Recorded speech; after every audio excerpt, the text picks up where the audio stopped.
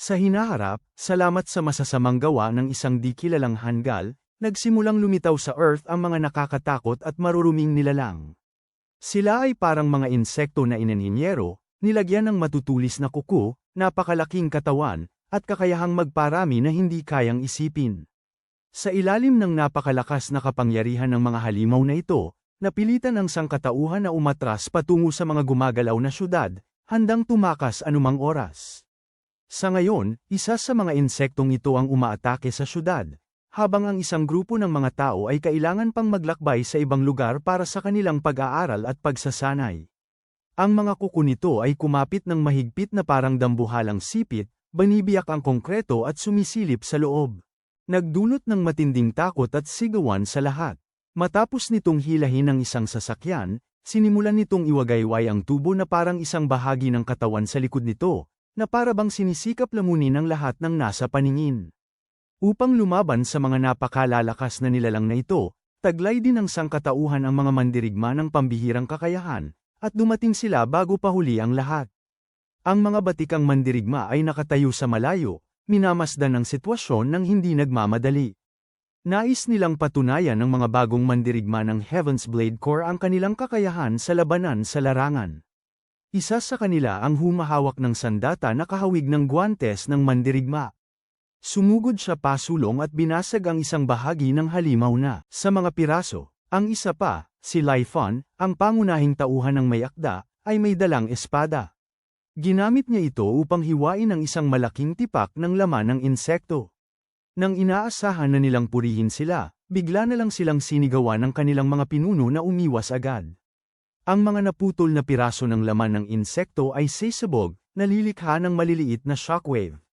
Kung masyado kang mabagal kumilos, magiging putol-putol ka, game over, oras na para gumawa ng bagong karakter. Bukod pa rito, ang maruming halimaw ay may hindi kapani-paniwalang kakayahang magpagaling. Ang dalawang lugar nakakahiwa pa lang, ang mga sugat mula sa pagkakabasag at pagkahiwa ay gumaling ng hindi kapani-paniwala ang bilis. Nang makita ito, hindi nag-aksaya ng panahon si Laifon na lamigid sa likod ng halimaw, ginamit ang panghulihang bahagi nito upang umakyat sa likod. Pagkatapos ay itinuok niya ang kanyang espada at hinayla ito pasulong, gumawa ng malalim at mahabang sugat sa kahabaan ng gulugad ng nilalang. Ang isa pang batang mandirigma ay ginamit din ang kanyang kapangyarihan at nagpakawala ng malakas na pagbugso ng enerhiya na lubusang sumire sa ulo ng insekto. Dahil sa dalawang matinding tama, malubhang nasugatan ang halimaw ngunit hindi papatay. Kinailangan nilang ipagpatuloy ang pakikipaglaban hanggang gabi bago nila ito tuluyang napatay. Ito ay isa sa matinding labanan na dinanas ni Laifon noong panahon niya sa Heaven's Blade Corps. Sa kung anong dahilan, pinili niyang hindi na ipagpatuloy ang buhay na yon. Gusto niyang bumalik sa mga araw na isa siyang estudyante, kaya iniwan niya ang lungsod na yon. Kung nakagawa man siya ng ilang kakaibang ehersisyo sa gabi o hindi, kinabukasan ay muntik na siyang mahuli sa gising. Pagdating niya sa plaza, halos lahat ng estudyante sa unang taon ay nandoon na. Sa sandaling lumitaw si Laifon, agad na lumapit sa kanya ang isang batang reporter. Ipinakilala niya ang sarili bilang Mai, isang propesyonal na mamamahayag na may 19th taong karanasan sa pag-i-interview, sa kabila ng pagiging 18 taong gulang pa lamang. Si Laifon ay tunay na, hindi nila nahuli ang kanyang pagpapanggap hanggang sa dumating ang dalawa niyang matalik na kaibigan at tinawag siyang peking reporter. Ilang araw pa lang siya sa trabaho pero ganoon na akong magyabang. Bigyan mo siya ng isang buong taon at magiging katunggali na siya ng isang nuclear bomb. Habang nagkukwentuhan ang lahat, napansin nila ang dalawang estudyante ng martial arts na naglalabanan sa malapit. Sa simula, nagpapalitan lang sila ng mga pangunahing teknik. Ngunit nang matamba ang isa sa kanila at naramdaman ng matinding kahihiyan kaya hindi na nakapagpigil, kinuha niya ang kanyang sandata, isang latigo, at inihataw ito pasulong. Mukhang ordinaryo lang ang latigo, ngunit ang nakapaminsalang puwersa nito ay hindi kapani-paniwala. Halos lahat ng matamaan nito ay nagiging durog. Tila, ang binatang ito ay hindi pa ganap na napagkadalubhasaan ang pagkontrol sa kanyang sandata. Nang tumakas ang kanyang kalaban, winasiwas niya lang ang latigo ng ligaw sa bawat direksyon. Ang mga manunood na nagmamasid lang para magsaya ay nagsimulang magpanik at nagmamadaling makalayo. Ngunit isang tao ang hindi nakatakas sa lugar ng labanan sa tamang oras. Nakaposisyon siya sa ilalim ng isang platapormang bato nang tamaan ito ng hampas. Habang babagsak ang istruktura sa kanya, narinig ni Laifan ang kanyang hiyaw para sa tulong at mabilis na sumugod upang ipagsanggalang siya. Kung mas mabagal ang kanyang reaksyon, sino ang nakakaalam kung ano ang mangyayari? Agad na nakuha ng kanyang ipinakitang lakas ang atensyon ng lahat. Si Laifan ay ipinatawag sa opisina ng Pangulo ng Konseho ng Mag-aaral para sa isang usapan. Inimbestigahan na nila ang kanyang pinagmulan at marami na silang alam tungkol sa kanya. Sa huli, inalok siya ni Los. Siya ay ililipat sa Departamento ng Sining Militar. Ang pananatili sa Departamento ng Pangkalahatang Pag-aaral ay sayang lang sa kanyang talento. Tumanggi si Laifan, ngunit wala ring silbi. Ang lungsod ng Swilny ay nahihirapan dahil ang mahihinang mag-aaral nito sa sining militar ay nakakuha lang ng karapatan sa pagmimina sa isang maliit na kung gusto niyang magpatuloy sa pag-aaral dito, kailangan munang mabuhay ang lungsod. Pagkatapos niyang sabihin ang kanyang panig, nagpadala si Los ng isang grupo ng mga babaeng walang hiya upang bihisan si Laifan ng uniforme ng martial arts. Sa mismong sandaling yun, dumating ang isang babae na nagngangalang Nina, ang kapitan ng Platoon 17, naghahanap ng air recruit. Nang marinig ni Los ang kahilingan nito, hindi lang siya hindi tumanggi, kundi pumayag pa siya ng walang pag-aalinlangan. Sa huli, itinuro ni Nina si Laifan patungo sa dormitoryo ng kalalakihan, at sila ay naghiwa-hiwalay. Palakad na sana si Laifan pabalik para magpahinga nang mamataan niya ang isang kakaibang babaeng may pilak na buhok. Mukha siyang galit na galit, sinisipa at sinasapak ang isang bagay habang nagmumura. Naggagawa ng malakas na ingay.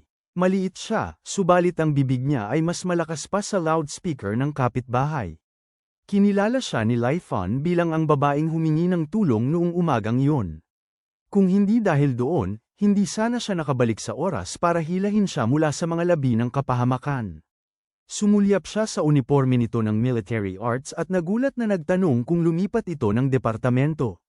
Si Laifan ay nakakibit balikat lamang. Napilitan siya hanggang sa punto na wala na siyang pagpipilian. Nang makuha ang sagot, lumakad siya palayo. Nang gabing yun, nakita ng dalagang may pilak na buhok ang presidente ng Student Council na nakikipag-usap sa dalawang estudyanteng nag-away noong umagang yun. Naglagay siya ng hitsura ng paghamak at bamulong, kasuklam-suklam. Lumabas na, ang labanan ay hindi pala nagkataon lamang. Si Los ang nagplano ng lahat ng ito. Maaari kayang alam na niya ang pagkakakilanlan ni Laifan bilang miyembro ng Heaven's Blade Corps. Samantala, ang babaeng nagngangalang Mason ay hindi mapigilan ang pag-iisip kay Laifan matapos masagip.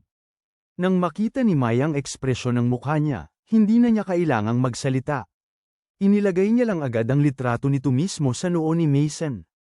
Nawalan agad ng malay si Mason doon mismo. Nang makita ang kalagayan ng kaibigan, nagsimulang mag-alala si Mai. Mukhang tinamaan siya ng matindi ng pana ni Cupido. Si Laifan, walang kam-alay-malay, ay mahimbing na natutulog. Sa kanyang panaginip, napadpad siya pabalik sa huling labanan na iyon. Ang batang mandirigma ay nagpakawala ng matinding suntok sa halimaw, at muntik nang madamay si Laifan sa pinsala. Bagamat napakalaki ng pinsalang idinulot nilang dalawa, ang kakayahan ng nilalang na magpagaling ay nakakatakot din. Napagtanto ng nakatatandang mandirigma na nanunood mula sa likuran na lumalala ang sitwasyon.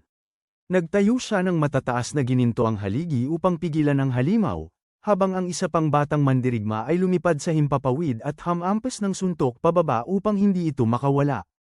Iyon mismo ang Laifan, ay kanila nang hinihintay. Ibinuhos niya ang bawat butil ng kanyang kapangyarihan. Ang kanyang espada ay sumambulat sa nakakasilaw na gininto ang liwanag at mabilis na lumaki. Tila kaya nitong hatiin ang langit sa dalawa. Nang umindayog si Laifan, ang katawan ng halimaw ay nahati sa dalawang bahagi.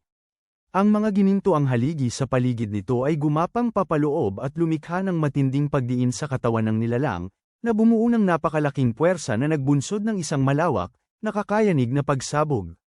Sinundan ni Laifan ang bakas ng nahiwa-hiwalay na laman at ibinaon ang kanyang talam sa pinakagitna ng hayop, tuluyang winakasan ang buhay nito upang hindi na muli pang makapanakot. Bagamat nanalo sila sa labanang yon, ang tindi ng kaganapan ay nagpabalisa kay Laifan. Gising na parang mula sa isang bangungot. Kinaumagahan, labis na naiinip si Nina sa paghihintay kay Laifan, paulit-ulit na nagtataka kung bakit hindi pa rin ito sumisipot. Inakala ni Sharnad na normal lang ang pagliban ni Laifan dahil napilitan lang ito, hindi nagboluntaryo. Binigyan siya ni Harley ng matalim na tingin, na para bang sinasabi na walang nagtanong sa kanya, kaya dapat siyang manahimik. May mga dahilan si Nina sa pagpupumilit na i-recruit si Laifan sa Platoon 17, sa nakaraang kompetisyon sa pagitan ng mga lungsod, pinagsikapan ng koponan na sundin ang kanilang paunang plano. Mahusay ding ginampanan ni Nina ang kanyang papel, nang malapit na niyang agawin ang sa kalaban. Bandila, hinayla siya pabalik ng isang kasama dahil may patibong. Kung hindi siya nakarating sa tamang oras, sisabog ang bomba sa mismong harapan niya, at wala nang matitira para iligtas. Ngunit sa parehong oras, nakuha ng kalabang koponan ang kanilang bandila. Galit si Nina, kahit na alam niyang nailigtas siya. Hinarap pa rin niya ang kanyang kasama tungkol sa kung bakit niya pinigilan ay totoo. Sa mga kompetisyon sa pagitan ng mga lungsod, ang lungsod ng natalong koponan ay makakatanggap ng mas kaunting resources, na magpapahirap sa buhay ng lahat ng residente nito. Ilang araw na ang nakalipas, isang miyembro ng Platoon, 17 ang voluntaryong umalis. Kung hindi sila makakapag-recruit ng sapat na miyembro sa lalong madaling panahon, bubuwagin ang pulutong. Sa kabutihang palad, ng akmang susuko na si Nina, dumating si Laifan. Dumating siya upang sabihin kay Nina na ayaw niyang sumali dahil kailangan niya ng part-time na trabaho upang makapagbayad ng tuition, nagtatrabaho sa isang cleaning workshop. Wala itong pakialam kay Nina. Pinatawag niya ito para sa isang skills test. Sa mga practice match, ang mga estudyante ng military arts ay gumagamit ng standard issue na armas na may mababang damage output, kaya walang dapat ikabahala. Ibigay lang ang lahat. Ang mga armas ni Nina ay kambal na pamalo, alinsunod sa estilo ng pakikipaglaban. Estilo ng gayong mga sandata, mabilis siyang sumalakay, walang tigil na inaatake si Laifan. Sinikap niyang pigilan ng kanyang lakas, pinapakita ang sarili na tila isang walang alam na baguhan. Ngunit mahirap supulan ang likas na ugali sa pakikipaglaban. Sa isang sandali ng kapabayaan, muntik nang sumuntok si Laifan ng uppercut ng diretso sa baba ni Nina. Nang maramdaman niyang hindi ito baguhan, hindi na nagpigil si Nina. Inilabas niya ang kanyang panloob na enerhiya at isang bugso ng asul na kapangyarihan ang dumagsak patungo kay Laifan. Sa gulat ng lahat, tinanggap ni Laifan ang buong tama. Siya ay tumalsik paatras at nawala ng malay, lamig. Hindi naman masyadong malubha ang mga sugat, ngunit kailangan ni Laifan ng buong araw na pahinga para makabawi. Lubos na nadismaya si Nina. Gaano man kaina ang isang estudyante ng martial arts, alam ng kahit sino na dapat umiwas sa pag-ataking iyon sa halip na salubungin ito ng direkta. Nagsimula siyang magduda kung ang lahat ba ng ipinakita ni Laifan noon ay puro lang swerte. At kaya, matagumpay na nalinlang ng kanyang gawa ang lahat, maliban sa isang tao, si Feli. Sa kanyang mga mata, nakita niya ang malakas na daloy ng panloob na enerhiya na bumabalot kay Laifan, nagpapagaling sa kanyang mga sugat. Sa ganoong kasidhi ng konsentrasyon ng enerhiya, ang katotohanang nakasakit sa kanya kahit kaunti man ang atake ni Nina ang tunay na misteryo. Dahil hindi na niya maitago pa, nagbigay daan si Laifan. Sinabi ni Feli sa kanya na kapatid niya si Los. Siya ang nagplano ng lahat mula sa simula para mailipat si Laifan sa kagawaran ng sining militar at pagkatapos ay sa Platoon 17. Maaaring mukhang walang alam si Laifan tulad ng isang taong yungib na bagong labas sa kagubatan, ngunit hindi siya tanga. Naghihinala na siya mula pa sa simula. Ang katawan ni Laifan ay iba sa katawan ng isang ordinaryong tao. Ang kanyang mga braso ay hindi pareho ang haba, ngunit ang sining militar. Ang unipormeng natanggap niya ay perpektong akma sa kanya, na masyadong maginhawa para maging nagkataon lamang.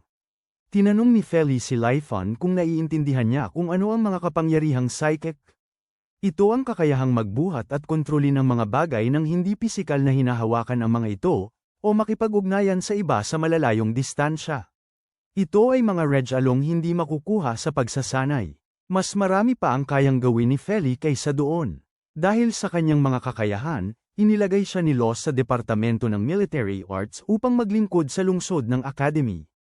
Iminungkahi ni Feli na ipagpatuloy ni Laifan ang kanyang pagpapanggap na bobo at walang alam.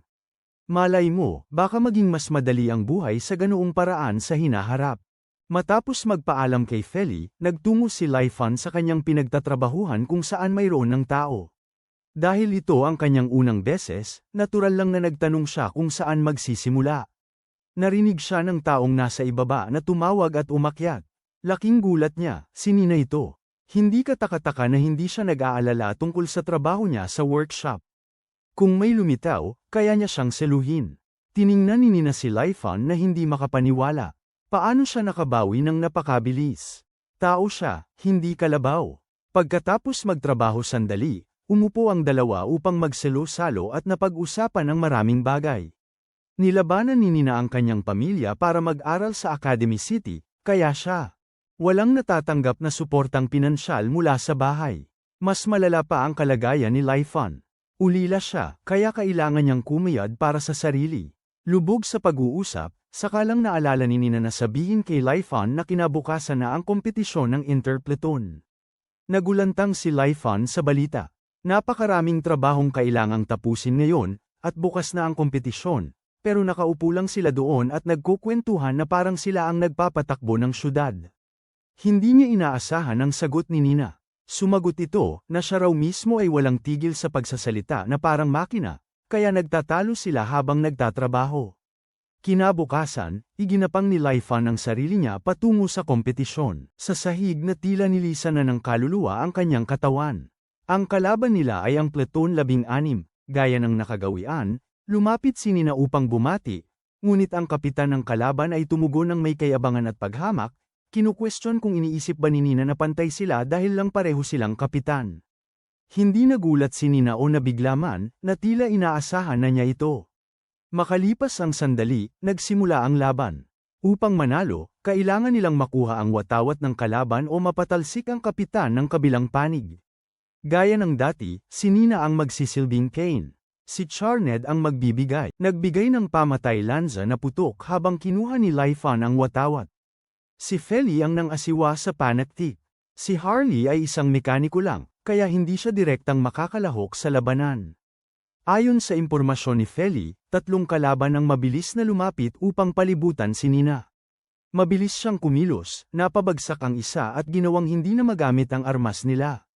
Sumama rin si Laifan sa labanan, kumikilos na parang ganap na baguhan. Karaniwang tibay, karaniwang kasanayan, karaniwang pamamaraan, walang anumang kapansin-pansin. Si Charned, sa halip na sundin ang utos ni Nina na suportahan si Laifan, ay pinuntirya ang mga taong nakapalibot sa kanya, ngunit sumala. Bawat isang putok, sa silid ng pagsubaybay, ibinasura ng mga analista ang Platoon 17 bilang isang grupo ng walang silbing pabigat at iminungkahi ang paglilipat kay Nina sa ibang platen para sa pagpapaunlad ng pokus. Minsan nang nagbigay si Los ng katulad na mungkahi, ngunit tinanggihan niya ito. Higit sa lahat, tanging si Los lang ang nakakaalam na ang Platoon 17 ay lihim na pagtitipon ng mga halimaw. Si Laifan at Feli ay nagpatuloy ng walang anuman at si Charned din ay isang pangalang dapat isaalang-alang, bagaman hindi siya nakikinig sa sinuman at ginagawa lang ang kahit anong gusto niya. Pagkaraan ng ilang sandali, si Laifan ay tinambangan at nahulog sa bangin. Ang kanyang kapalaran ay hindi alam. Mas malala ang sinapit ni Nina, napalibutan at sinaktan ng isang grupo hanggang sa siya ay bumagsak sa pagod. Bago pa man siya tuluyang bumagsak, lumukso siya sa ere at nagpakawala ng isang huling desperadong atake umaasang may madadami, ngunit siya ay nabigo. Sa kanyang paghina at hindi na makatayo, ang kapitan ng kalaban ay pinabagsak siya gamit ang isang baton, bawat tama ay sapul. Habang pinapanood ito, naisip ni Laifan, hindi ba mas mainam na tanggapin na lang ang pagkatalo? Hindi niya alam na hinding-hindi tatanggapin ni Nina ang ganoong kahinatnan, hindi hanggang ginamit ni Feli ang kanyang psychic kapangyarihan para maghatid ng mensahe sa kanya. Matapos marinig ito, hindi na napigilan ni Laifan ang sarili. Ibinuhos niya ang kanyang panloob na enerhiya sa isang matinding pagbugso, sa isang pag-indayog lamang ng kanyang espada. Lumikha siya ng bugso ng hangin na sapat ang lakas upang mapalipad ang 2 mandirigmang humaharang sa kanyang daraanan. Ang kalabang kapitan ay nataman ng buong lakas ng buhawi at naitangay sa ere. Ipinunondo ni Laifan ang kanyang lakas sa kanyang mga binti at lumukso upang seluhin ito bago pa mahulog. Pagkatapos ay sumugod siya diretso sa watawat ng kalaban, inagaw ito upang tapusin ang laban. Umugang sa matinding hiyawan ang mga manunood.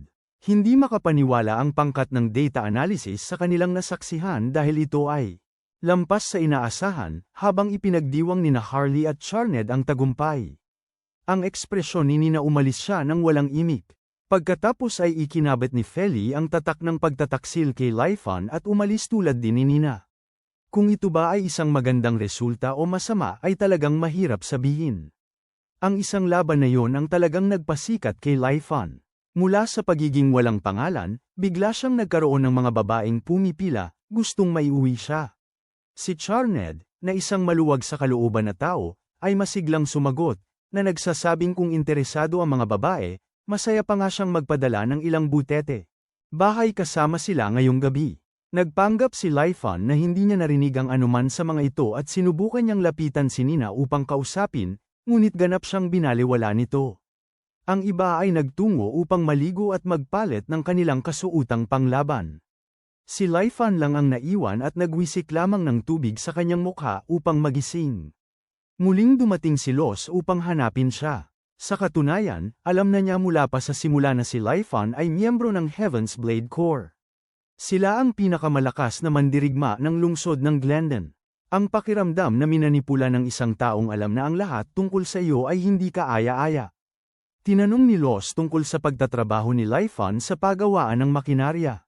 Hindi ba binigyan na niya ito ng partial scholarship? Ayaw ni Lyphon magkaroon ng utang na loob sa lalaking ito kahit ano, kaya nga niya tinanggap ang trabaho. Ito ay totoong ikinagulat ni Los. Ayon sa kanyang pananaliksik, si Lyphon ay isang taong mahilig sa pera at laging nagsisikap kumita ng hanggat maaari. Sumagot lang si Lyphon ng isang linya. Ang mahalaga, hindi siya kailanman nanamantala ng iba, o kahit para makuha ang gusto niya. Pagkatapos ng labanan sa pagitan ng mga Platan, pumasok si Lyphon sa trabaho gaya ng dati. Naroon din si Nina. Tila bumuti ng malaki ang kanyang kalooban, kaya komportable siyang nakikipag-usap. Muli sa kanya, naiintindihan ni Nina na sinadya niyang magpatalo habang ginagawa ang skills test. Imposibleng ang isang kasing lakas niya ay matalo sa kanya. Nagsalaysay din si Lyphon tungkol sa kanyang pinagmulan. Siya ay residente ng Glendon City, isa sa mga syudad na may pinakamadalas na pagtatagpo ng mga halimaw. Para sa kanya at sa lahat doon, ang pakikipaglaban ay likas na sa kanila. Hindi na pinagdududahan pa ang tagumpay, dahil kung hindi sila manalo, mamamatay sila. Ngunit pagkatapos ng isang partikular na pagkatalo, hindi na ginusto ni Lyphon na mamuhay ng ganoong klaseng buhay. Gusto niya ng kakaiba, isang bagay na tahimik at payapa, malayo sa dugo at apoy ng digmaan. Habang sila'y nag-uusap, biglang umalingaw-ngaw ang isang ugong sa hangin. Sinundan ito ng isang malakas na pagyanig. Huminto na sa paggana ang mga makina sa ibaba. Sa ilalim ng normal na sitwasyon, nangangahulugan lamang ito na may problema ang electronic spirit. Ito lamang ang tanging pinagmumulan ng enerhiya na kayang panatilihing gumagana ang gumagalaw na lungsod. Napatunayang tama ang hinala ni Nina. Pagkaakyat niya ng hagdan, nasalubong niya ang isang grupo ng mga misteryosong figura, at hawak nila ang electronic spirit. Bago pa man siya makasugod sa kanila, may isang estranghero ang lumitaw. Hindi pa niya ito nakita kailanman. Dati, pinigil niya si Nina, hindi hiniyaang sumugod dahil sa damdamin. Orihinal niyang planong lutesin ng tahimik ang sitwasyon, ngunit sa sandaling namataan niya si Lyphon na humahabol sa kanila, ikinaway niya ang kanyang kamay. Ganoon na lang, ang buong grupo ay nailipat sa ibang dimensyon. Mabilis niyang ipinaliwanag na hindi siya ang nag-target sa electronic spirit. Ang mahalaga ngayon ay makuha si Swilny pabalik mula sa mga estrangherong ito. Binunot ng binata ang kanyang espada at sumugod. Hindi rin si Nina basta na lang mananatili roon. Siya, mabilis na sumunod sa kanya. Naglaban sila ng sandali, at sa kabila ng pagiging mas marami sa bilang ng kalaban, ang kakayahan ng binata sa pakikipaglaban ay lubhang malakas. Madali niyang nadaig ang mga estrangherong nakamaskara at tuluyang ginapi ang mga ito. Nang maramdaman nilang nagbabago ang sitwasyon laban sa kanila, hinubad ng mga estranghero ang kanilang mga maskara upang ilantad ang isang walang hanggang kawalan ng kadiliman sa loob. Sumigaw siya ng babala kay Nina na huwag tumingin, ngunit huli na ang lahat. Mula sa loob ng kanilang mga mukha, isang sinag ng lilang liwanag ang lumabas. Ito ay isang psychic na atake na naging sanhi upang lumabo ang isip ni Nina. Nang makita ito, hinaplos ng binata ang kanyang talam at nagsimulang ilabas ang kanyang enerhiya. Ang buo niya, katawan at ang espada ay naging isang kidlat na lumusat sa mga nakamaskarang figura. Sa ilalim ng mapangwasak na puwersang ito, sila ay nag-api at nailigtas ang electronic spirit. Bago umalis, sinadya ng binata na labuin ang kamalayan ni Nina para hindi siya nito matandaan. Tila matagal ang naging labanan, ngunit pagdating ni Lifon, tapos na ang lahat. Nakalatag si Nina sa lupa, ligtas at walang gallows, at buuring nakabalik ang electronic spirit.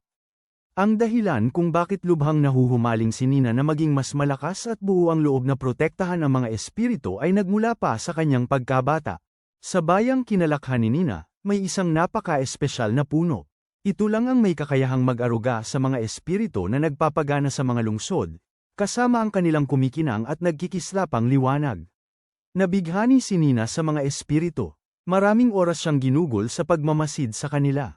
Sa partikular na araw na yon, lumitaw ang isang magnanakaw ng espiritu. Nakita ni Nina ang nangyayari at hindi siya nag-atubiling sumugod pasulong at agawin ang hawla mula sa kanya. Sa galit, nagpakawala ang magnanakaw ng isang malakas na enerhiya diretso sa kanya. Halos ikahulog siya ng tama sa isang bangin, ngunit nakalaya ang espiritu sa proseso. Galit na galit ang magnanakaw. Sumugod siya at madiin siyang idinaganan, kamay, na nagpabagsak kay Nina ng diretso. Nakaligtas si Nina dahil sa matinding swerte, ngunit ang kanyang katawan ay malubhang nasugatan. Ilang minuto pa at sana'y namatay na siya. Pagkatapos, bigla na lamang, tinawag ng espiritong nailigtas niya ang buong pamilya nito upang magtipon sa paligid niya. Kabilang sa kanila ang isang espiritong nagngangalang S.H. Nabel, na para bang binabayaran ng utang sa pagliligtas sa bagong silang na kamag-anak nito. Pinili ni S.H. Nabel na isakripisyo ang sarili upang ibalik si Nina mula sa bingit ng kamatayan. Wala siyang naramdamang sakit sa kanyang katawan, ngunit ang kanyang puso ay dinurog ng pagkakasala at pagsisisi. Sinisi ni Nina ang kanyang sarili, iniisip na kung naging mas malakas lang siya, hindi sana namatay si S.H. Nabel. Wala sana sa mga ito ang naging ganoon kasama. Mula ng araw na yon, kinain si Nina ng pangangailangang maging mas malakas. Pagkaraan ng kaunti, dumating si Harley upang alagaan si Nina, kaya malaya nang makauwi si Lifon. Sa daan, isang letigo ang biglang pumulupot sa kanya, dahilan upang siya ay matigil at mapabalik. Ito ay kay Nar-Egg, isa sa mga kaibigan ni Maya. Nagtatrabaho siya para sa pulisya, kaya malaking tulong ang pagkakaroon ng ganitong uri ng kasangkapan. Naroon din si Mason. Mahiyain siyang nagpasalamat kay Mason sa pagsagip sa kanya noong insidente ng araw na yon. Ipinagyabang ni Mai na salamat sa kanya, napakabenta ng pahayagang isinusulat niya. Tunay siyang swerteng bituin, isang Diyos ng benta na ipinanganak upang isulat. Sa mismong sandaling yon, nagkataong dumaan si Feli. Nakita siyang kawili-wili ni Mai at agad na pinapante ni Nar-Egg sa kanila. Hindi nagalit o nainis si Feli tungkol dito. Ang buong pagkatao niya ay parang bloke ng kahoy na walang emosyon. Dahil sa maliit na abalang ito, nagkaroon si Lifon ng pagkakataong kausapin siya. Medyo nadismaya si Feli na hindi tugma ang kanyang mga salita at kilos. Hindi na nag-abala si Lifon sa mahahabang paliwanag, at sinabi lang na hindi niya basta-basta hahayaang mangyari ang mga bagay ng ganoon. Si Feli ay nakaintindi, sa halip na sampain siya o saktan siya para ilabas ang kanyang pagkadismaya. Nagpasya siyang bigyan siya ng palayaw, madaling tawagin, at parusa ng sabay-sabay. Masyado talaga siyang maluwag sa kalooban. Balik sa Glendon City, ang pag-alis ni Lifon ay nag-iwan ng malaking problema dahil kulang na ng isang miyembro ang Heaven's Blade Corps. Maraming nagmungkahi na magkaroon ng paligsahan para makahanap ng kapalit, ngunit tinanggihan ng Reyna ang bawat panukala.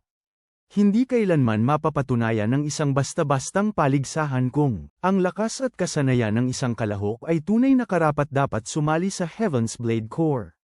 Hindi ito isang posisyon na basta-basta mapupunan ng sinuman.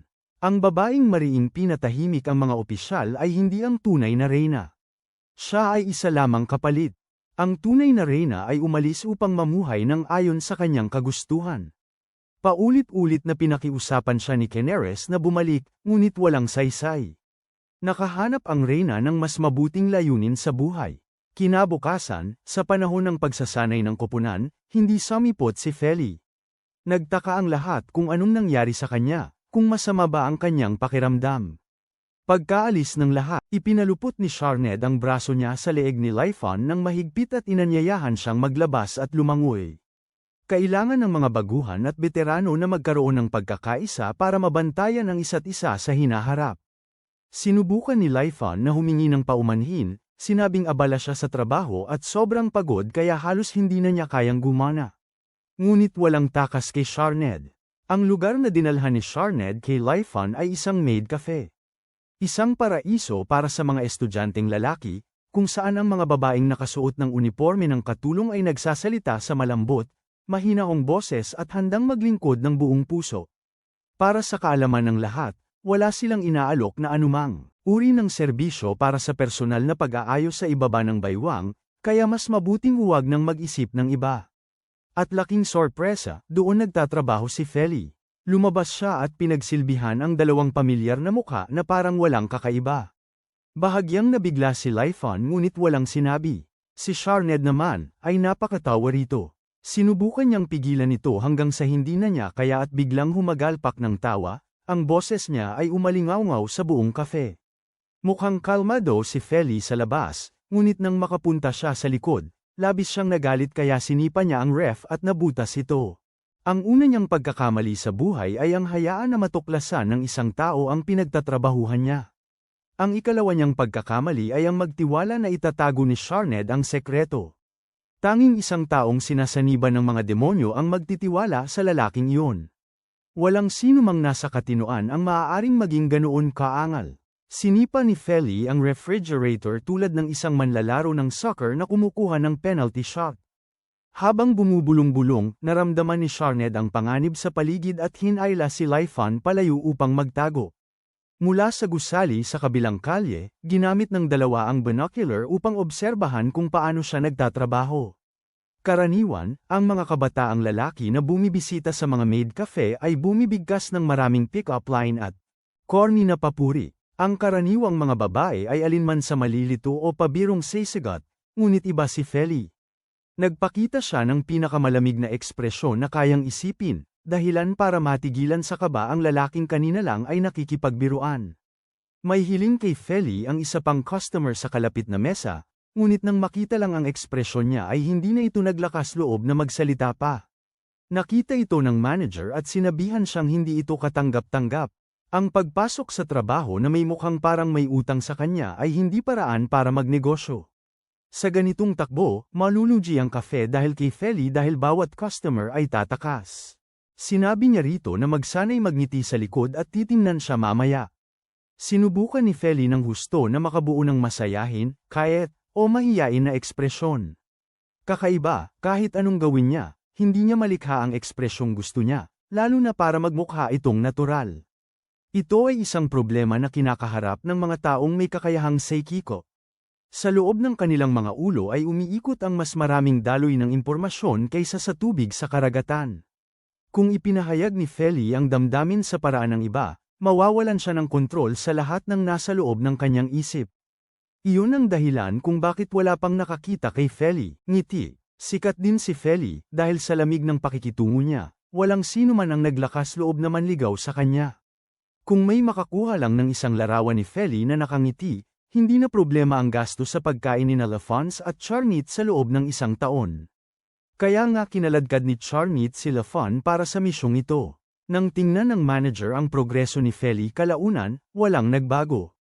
Hindi lang talaga siya makangiti, sa halip na pilitin siyang gawin ng isang bagay na hindi niya kaya. Napagdesisyonan ng manager na hayaan na lang siyang yakapin ang kanyang malamig na personalidad at binihisan siya ng itim na uniforme ng katulong. Bagay na bagay ito kay Feli. Ang mga nakakita sa kanya ay hindi na natatakot. Sa halip, lumiwanag ang kanilang mga mata nang mas maliwanag pa sa ilaw ng sasakyan. Tuwang-tuwa ang manager sa resulta. Sa ganitong takbo, aagawin ng kafe ang bawat customer mula sa lahat ng iba pang tindahan sa bayan. Sa mismong sandaling yon, nakita ni Feli ang dalawa na nagmamanman sa kanya. Naiinis na siya nang pumasok ang isang lalaking puti ang buhok na nakasuot ng maskara. Hindi na kailangan magtanong, alam na ni Feli na ito ang kanyang sinumpang kapatid. Sinubukan ni Laos itago ang kanyang tunay na intensyon sa pamamagitan ng pagsasabing nagpapatrol lamang siya bilang bahagi ng kanyang tungkulin bilang pangulo ng Student Council. Walang imik si Feli at sinipa ang binti nito nang may lakas kaya napasigaw ito sa sakit. Nang matapos ang kanyang shift at lumabas siya, hindi umimik si Feli at sinira ang camera. Si Charnit, na ayaw nitong mapahamak, ay masuner ang bumaba at ibinigay ang memory card. Hindi maintindihan ni Lafon kung bakit nagtatrabaho pa si Feli samantalang ang yaman ng pamilya nito ay sapat na para mamuhay siya ng comfortable nang hindi na kailangang magbuhat ng daliri sa buong buhay niya. Hindi lang pangulo ng Student Council si Laos. Siya rin ang pinakamataas na administrador ng Swilny City. Sa isang kapatid pa lamang na ganoon, halata na kung gaano kayaman ng pamilya ni Feli. Kaya iyon ang dahilan kung bakit ito lubhang nakalilito kay Lafon. Mula noong bata pa siya, nang matuklasan ng kanyang pamilya na mayroon siyang kakayahang seikiko, inakala nilang si Feli ay hindi maaaring maging iba kundi isang seikikong operatiba. Hindi sumang-ayon si Feli. Lahat ay dapat may karapatang pumili ng sariling landas sa buhay at mamuhay ng naaayon dito. Iyon ang hinahanap ni Feli. Habang nakaupo sa kafe at nakikita ang lahat sa paligid niya na mukhang masaya, nasisiyahan sa kanilang trabaho, puno ng enerhiya at kampante sa ginawa nila, hindi makita ni Feli ang parehong damdamin sa pagtatrabaho bilang waitress. Sa mismong sandaling yon, nagkataon na pinag-uusapan ng grupo ni Maya ang tungkol sa isang uri ng part-time na trabaho. Sa pagitan ni Naruki at Mason, wala ni isa sa kanila ang tila sabik na gawin ito. Nagsalita si Feli agad, sinabing sasama siya at makikisali sa kanila para sa gawaing ito. Wala silang tatlo ideya kung bakit interesado si Feli sa partikular na trabahong ito, ngunit mas marami, mas masaya, kaya walang dahilan para tumutol. Ang kanilang destinasyon ay isang gusali na inabandona sa loob ng 30 taon. Dati itong pasilidad ng pananaliksik sa alchemy. Sabi-sabi na may naganap na sunog doon noon pa man na ikinamatay ng maraming tao. Maraming multo ang naglitawan, kaya't naiwan itong desyerto. Pumunta si Mai rito upang kumuha ng mga litrato at pagkatapos ay ginamit ang kanyang tanyag na husay sa pagsisinungaling at pagmamalabis, para gawing kwentong kababalaghan ang mga ito. Inisip ni Mason na baka magtagal ang biyahe at nag-alala na baka magutom ang lahat, kaya nagdala siya ng mga nakakahong tanghalian. Habang nasa loob si Mai at kumukuha ng litrato mula sa bawat posibleng anggulo, kinuha ng iba ang pagkain at kumain. Lubos na abala ang lahat sa kanilang ginagawa kaya walang sinuman sa kanila ang nakapansin sa isang bagay na nagkukubli sa dilim. Pinapanood sila. Pagkatapos, sumigaw si Mai ng napakalakas. Ang tatlong nasa labas ay mabilis na pumasok para tingnan siya. Tiningnan nila ang paligid ng balisa, ngunit wala si Mai kahit saan. Nawala siya nang walang mula sa dilim, malalaking hibla na parang sapot ang bumulusok palabas. Sa tatlo, tanging si Mason lang ang sapat ang bilis para makaiwas sa tamang oras. Hinayla sina Feli at Norky sa dilim. Halos makalabas lang si Feli nang huminto ang halimaw sa pagtatago at lumitaw, humaharang sa kanyang daan. Mukha itong alakdan kaysa gagamba, bagaman mas kakaunti ang mga paa nito kaysa sa alakdan. Sa halip na buntot, mayroon itong bagay na kahawig ng tubo. Parang isang karugtong. Sa kabutihang palad para kay Feli, habang palapit ito, may isang taong nakapansin na may mali at pumasok sa lugar upang mag-imbestiga. Ibinunot niya ang kanyang espada at pinutol ang buntot ng nilalang, pagkatapos ay hinawakan ang kamay niya at inilabas siya mula roon. Hindi maunawaan ni Vance kung bakit pumasok si Feli doon. Ang lugar na ito ay dati kinalalagyan ng isang proyekto sa pananaliksik na layuning lumikha ng mga halimaw na tagapagtanggol upang labanan ang mga maruruming nilalang. Matapos ang paulit-ulit na pagkabigo, pansamantalang itinigil ang proyekto ng walang katiyakan. Dahil sa sitwasyon, wala nang pagpipilian si Feli kundi gamitin ang kanyang kapangyarihan upang hanapin ang tatlo niyang kaibigan at pagkatapos ay tumawag. Buhay pa rin ang grupo ni Mai sa ibabang bahagi ng basement. Nang marinig ito ni Vance, agad siyang bumaba upang iligtas sila.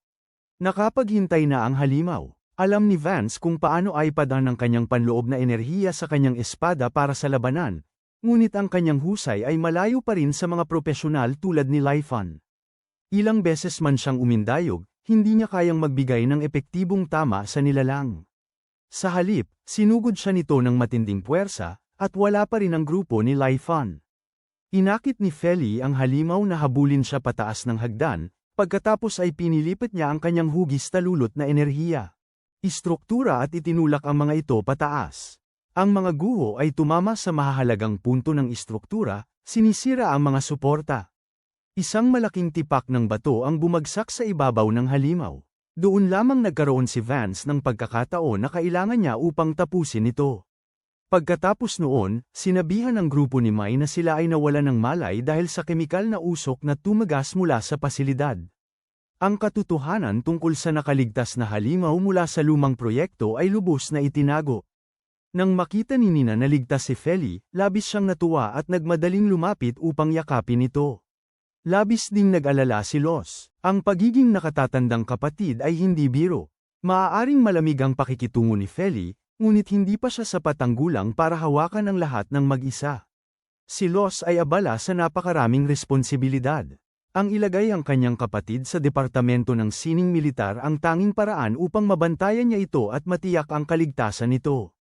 Nagkomento si Vance na medyo masyadong mapagprotekta si Los. Matapos hamupa ang lahat, tinanong ni Lai Fan si Feli kung nakita na niya ang kanyang landas. Siyempre, hindi pa. Paano niya kaya yun mahahanap sa ganitong uri ng sitwasyon? Ngunit sa pinakamaikling sandali, nahuli ni Lai Fan, ang sulok ng labi ni Feli ay bahagyang kumukunot, na parabang napagtanto niyang nakita niya ang ngiti nito. Tinanong ni Feli kung nakita niya yon, at pagkatapos ay sinipa siya. Isa na namang ordinaryong araw. Ang buong pangkat ay nagsasanay, at ang pagsasanay ay napakasimple para kay Lai Fan.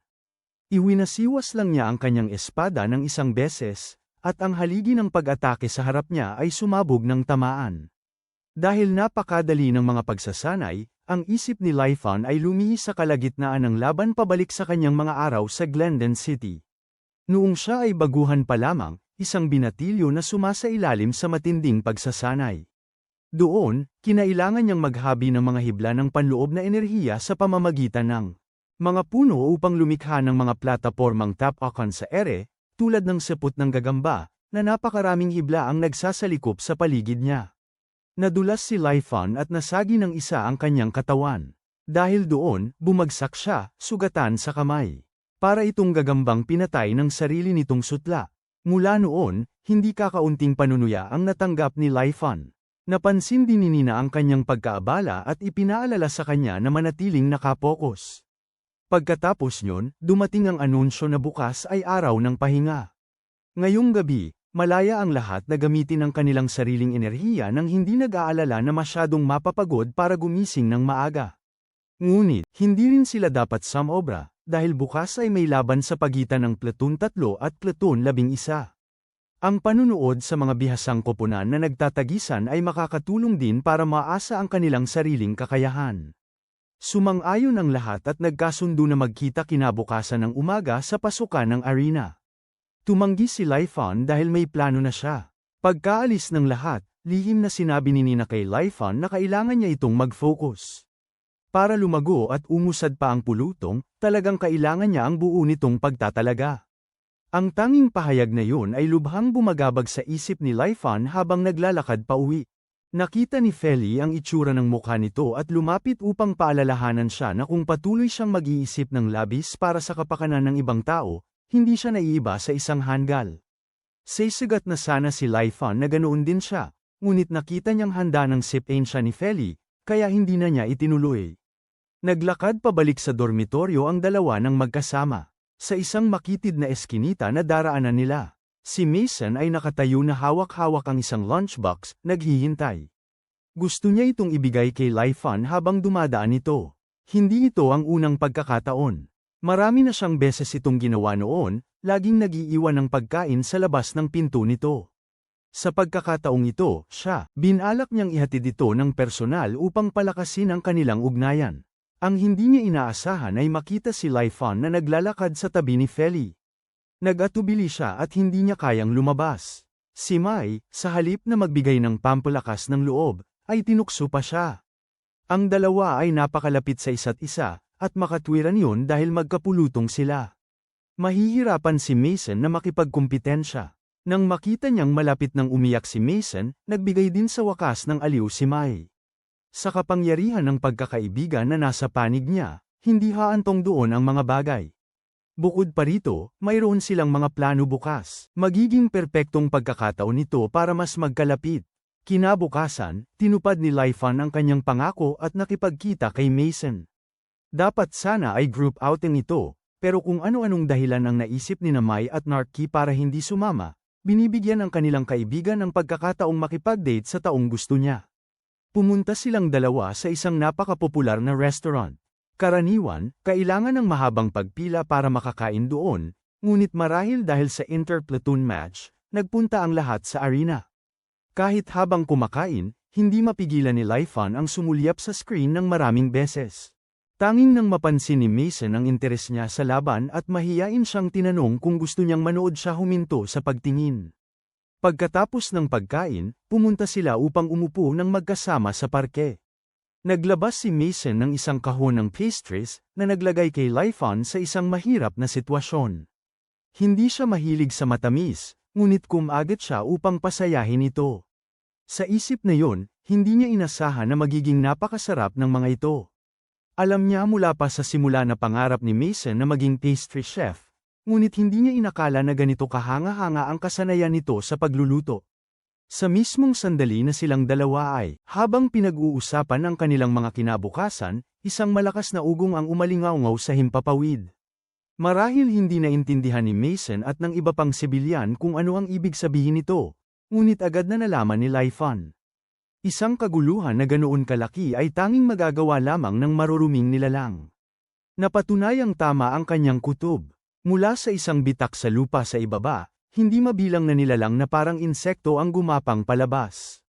Nang marating nila ang mga binti ng gumagalaw na lungsod, maliliit na pakpak ang sumibol mula sa kanilang likuran, higit na mas payat at mas maliit kaysa sa kanilang mga katawan, ngunit sa paanuman ay kaya pa ring dalhin sila sa himpapawid upang puntiryahin ang lungsod. Agad na nagmadali si Laifan patungo, dalhin ang lahat sa mga pansamantalang silungan. Hindi nagtago ang grupo ni Los. Sila ang pangunahing puwersang panlaban ng lungsod. Kung tumakbo sila, tapos na ang lahat. Kasalukuyan, ang mga paa ng lungsod ay lumubog na ng humigit kumulang 30% sa lupa, kaya't imposibleng makagalaw. Ang tanging pagpipilian ni Los ay lumaban. Pinataas niya ang moral ng lahat at nag-organisa ng pormasyong pananggalang laban sa mga halimaw. Nang gabing yun lang tuluyang nakabalik si Laifan. Nagulat siya nang makita ang lahat na nakasuot ng unipormeng panlaban. Bakit sila lalabas doon para humanap ng kamatayan? Hindi ba sila pwedeng manatili na lang sa mga silungan? Kaagad siyang pinatigil ni Mina. Kung magtatago ang mga estudyante ng military arts, ano ang matitira sa lugar na ito? Nakipagtalo si Laifan na hindi niya naiintindihan ang mga halimaw na ito. Ang matagal na pamumuhay ng mapayapa ay nagdulot upang maging delusyonal ang mga tao tungkol sa sarili nilang lakas. Hindi ito maintindihan ni Mina. Bakit tatangjing lumaban ng isang kasing lakas niya? Sa napakalaking kapangyarihang yun, kayang protektahan ni Laifan ang napakaraming buhay. Matapos niyang maitakda ang kanyang pasya, iniwan niya ito at naglakad patungo sa larangan ng digmaan. Sa labas, sumalakay ang kumpul-kumpul na insekto mula sa lupa at sa himpapawid. Laban sa mga nasa himpapawid, gumamit sila ng pampigil na putok. Ngunit bigo ang mga resulta. Ang matitigas na balat ng nilalang ay halos walang silbi sa mga baril ng tao. Sa lupa, sumugod ang mga insekto na parang nakabaluting tangke. Ang kanilang mga balat ay kasing tigas din ng sa kanilang mga lumilipad na kasama. Nang tamaan ni Nina ang isa gamit ang kanyang pamalo, hindi man lang ito natinag, sa halip ang puwersa mula sa pagtama ay nagdulot ng pananakit sa kanya. Nang lumingon siya sa iba, ilan sa kanila ay agad na wala ng buhay matapos makipagsagupa sa mga maruruming nilalang. Ito ang larangan ng digmaan, isang lugar kung saan walang halaga ang buhay.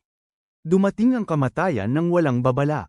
Habang lahat ay lumalaban ng buong pagpupunyagi, naglakad-lakad si Laifan sa mga kalye, malalim ang iniisip, at tinatanong ang sarili kung para saan pa ba siya lalaban. Sa paglingon niya, wala siyang nakita.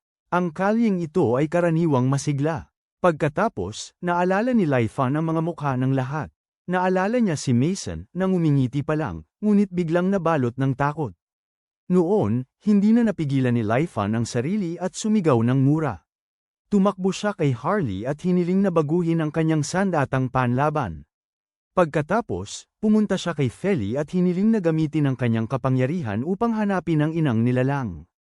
Ang pagpatay dito ang tanging paraan upang matapos ang lungsod. Crisis. Sa larangan ng digmaan, isang grupo ng mga sundalo na hindi na makapanatili ang iniwan ng kanilang posisyon at umatras. Si Nina, gaya ng dati, ay nanatili sa kanyang kinatatayuan. Kahit pa tumakas ang lahat, hindi siya umalis. Tinamaan niya ng kanyang sandata ang mata ng isang maruming halimaw, na naging dahilan ng pag-urong nito dahil sa tindi ng sakit. Ngunit kasabay nito, isa pang halimaw ang sumugod at binangga siya. Siya ay tumilapon paatras, ang kanyang balikat ay nakatanggap ng malakas na tama na nagdulot ng pagdurugo. Nang malapit na si Nina na tuluyang masakmal ng halimaw, nakita niya ang ilang manipis na gintong sinulid ng liwanag na bumubuhos mula sa langit.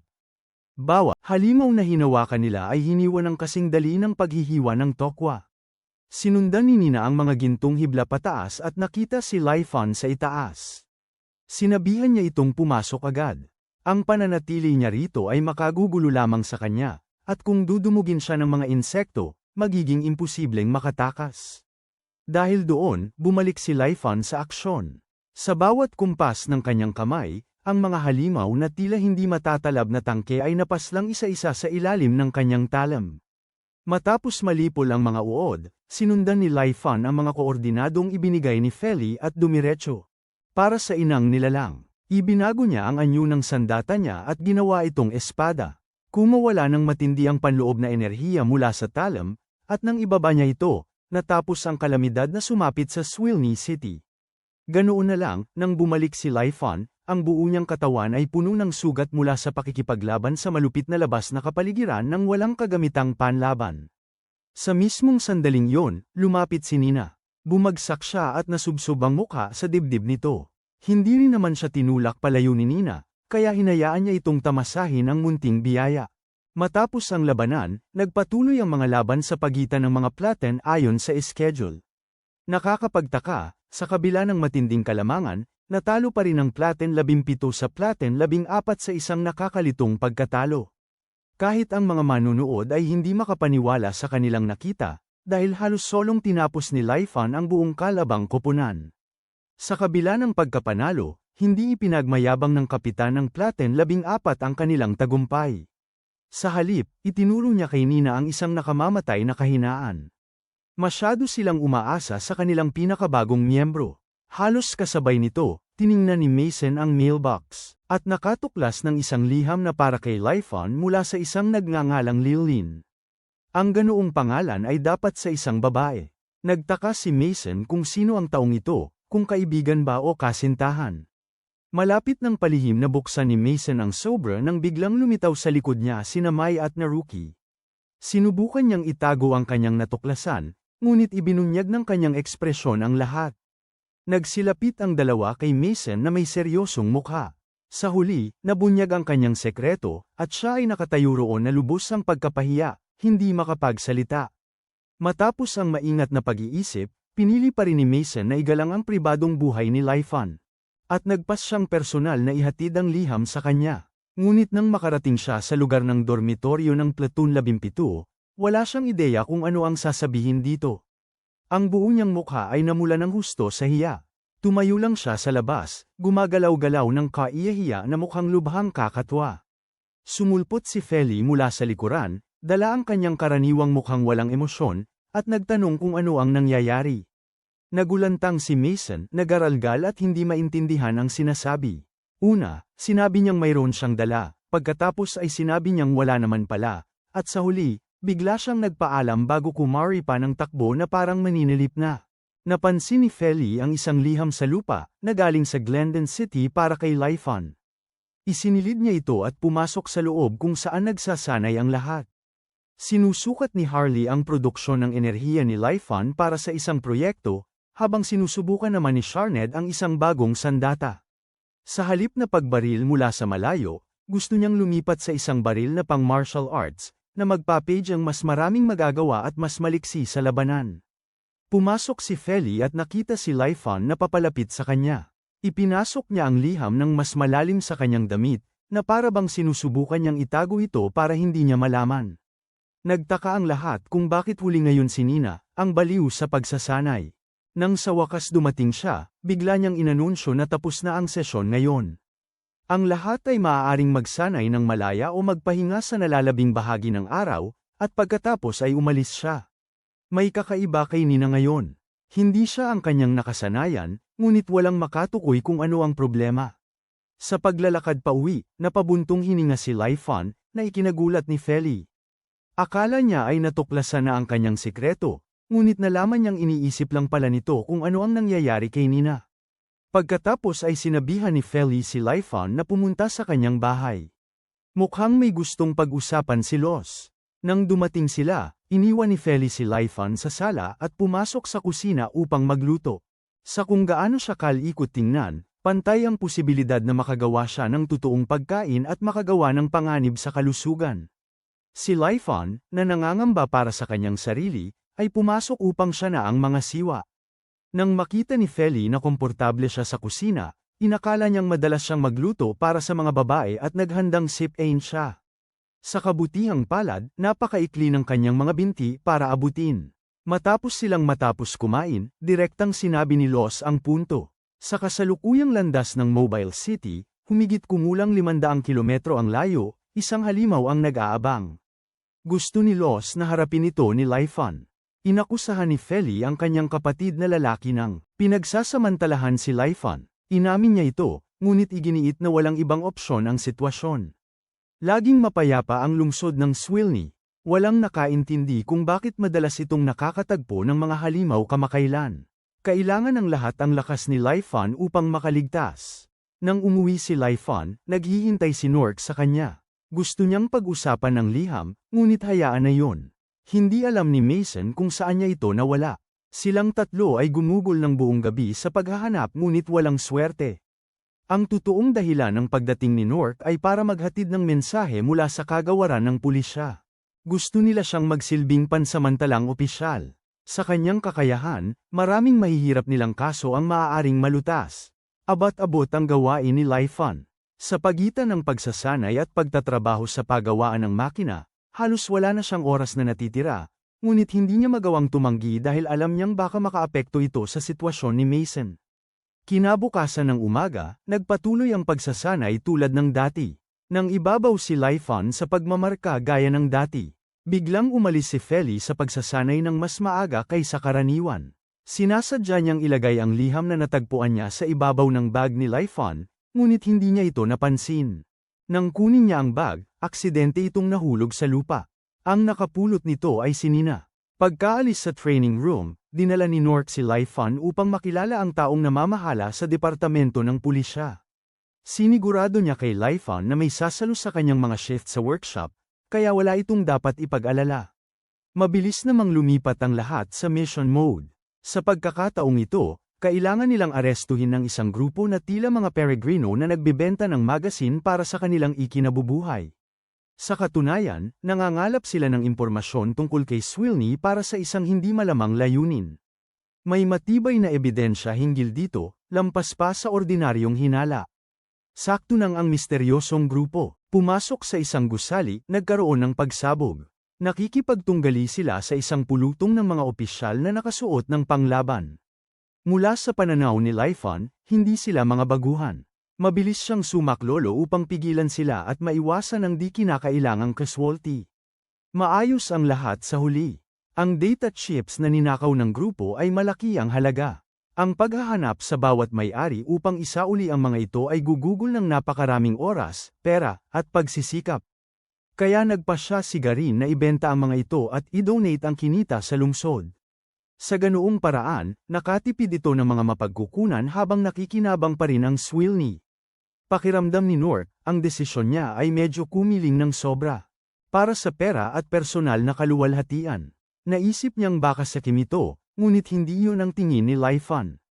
Prangka at direkta si Garin. Hindi siya gaanong maingat sa pananalita, kaya kapag napag-uusapan ang pera, natural na nagbibigay ito ng ganoong impresyon. Matapos ang trabaho, umuwi si Laifan. Natanggap niya ang liham mula kay Nina. Hindi tulad ni Mason na labis na mahiyain, o ni Feli na sinubukan itong itago, ibinigay ito ni Nina ng walang pag-aalinlangan. Bukod pa rito, biglang tinawag ni Harley si Lai-fan. Katatapos lang niyang gumawa ng sandata para mismo sa kanya. Batay sa mga obserbasyon ni Harley, ang mga sandatang ginagamit ni Lai-fan ay hindi gaanong akma sa kanyang estilo at humahad lang sa kapangyarihang mailalabas niya.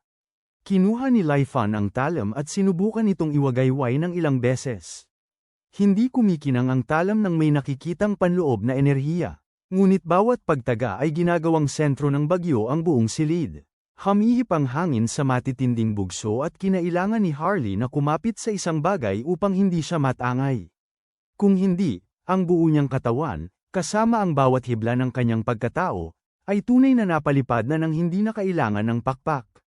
Bago pa man nila maipagdiwang ang natatanging resulta ng pagsubok, Feli ay lumitaw na ang buhok ay gusot na gusot, tulad ng sa isang pulubi. Iyon ang bunga ng hangin mula sa mga pag-indayog ni Lai-fan. Pagkatapos magpaalam kay Harley, tinanong ni Lai-fan si Feli kung bakit siya dumating. Para lang manood ng ilang pag-indayog ng espada, sagot niya na wala lang, sa kanya agad sinipa ang binti nito. Tanging ang langit lang ang nakakaalam kung anong nakakawasak ng buhay na kasalanan ang ginawa niya para marapatan yun. Medyo naiinis si Feli dahil laging handa si Lai-fan na tumulong sa iba, lalo na kay Los. Kung ipagpapatuloy niya ito, walang katapusang pagsasamantalahan siya. Hindi naman ganoon ang pananaw ni Lai-fan. Lagi siyang masaya sa kaalamang siya ay kapaki-pakinabang sa iba. Naiintindihan niya na kung hindi siya lalaban, may ibang matutamba. Hindi niya hahayaang mangyari yun. Natanggap ni Feli ang kanyang sagot, walang sinabi, at tahimik na lumakad palayo. Si Lai-fan ay abala rin sa pakikipag-ensayo sa ibang estudyante. Ang kanyang kalaban ngayon ay si Naruki. Itinaas niya ang kanyang binti ng mataas tulad ng palakol na handa ng pumutol. Nahuli ni Lai-fan ang kanyang binti, pagkatapos ay humakbang pasulong na may walis na nagpatamba kay Naruki ng paatras. Mabilis niyang hinawakan ang ulo nito at hinayla siya pababa kasama niya. Sabay silang bumagsak sa lupa na may malakas na kalabog na umagaw sa pansin ng lahat. Totoo sa mga bulong-bulungan, ang kasanayan ni Lai-fan sa pakikipaglaban ay hindi biro. Natalo na niya halos lahat ng estudyante sa ikatlong taon nang walang kahirap-hirap. Ngunit dahil sa labis na pagtutok, nakalimutan niya na si Naruki ay isang babae. Ang kamay niya ay damapo ng diretso sa dibdib nito, at mahigpit itong nanatili roon. Nawala ng imik si Naruki. Hindi naman patag ang dibdib niya, kaya paano niya hindi mapapansin? Lahat ng nakarinig ay humagalpak sa tawa. Sa training ground, tanging grupo ni Nina lang ang lumalaban pa rin. Kahanga-hanga ang ipinamalas niya, kinaya niya ang maraming kalaban na sabay-sabay na sumusugod sa kanya. Kung tungkol kay Nina, naalala ni Naruki ang isang bagay. Kamakailan, napansin nila ni Naruki ang maraming beses na paglabas ni Nina sa kalaliman ng gabi. Nausisa sila sa ginagawa niya sa oras na yun at nagpasya siyang sundan siya. Si Mai, na ang isip ay hindi kailanman lumihis sa anumang malinis, ay ipinapalagay na si Nina ay lumalabas ng palihim upang makipagkita sa isang lalaki. Ang totoo ay lubos na naiiba. Lumalabas si Nina upang magsanay ng masidhi gamit ang kanyang panloob na enerhiya. Marahil ay natakot siya na baka makasira ang kanyang mga galaw sa pasilidad ng paaralan, kaya doon siya nagsanay. Isinasaalang-alang ang araw-araw na ischedule ng klase ni Nina. Ang trabaho at pagsasanay ay sadyang nakapapagod na. Ang pagdaragdag pa ng mga sesyon sa gabi ay tanging isang halimaw lang ang makakatagal. Walang nakaintindi kung bakit ganoon na lang ang kanyang pagpilit sa sarili. Sa grupo, si Naruki lang ang tanging tunay na nakakaunawa.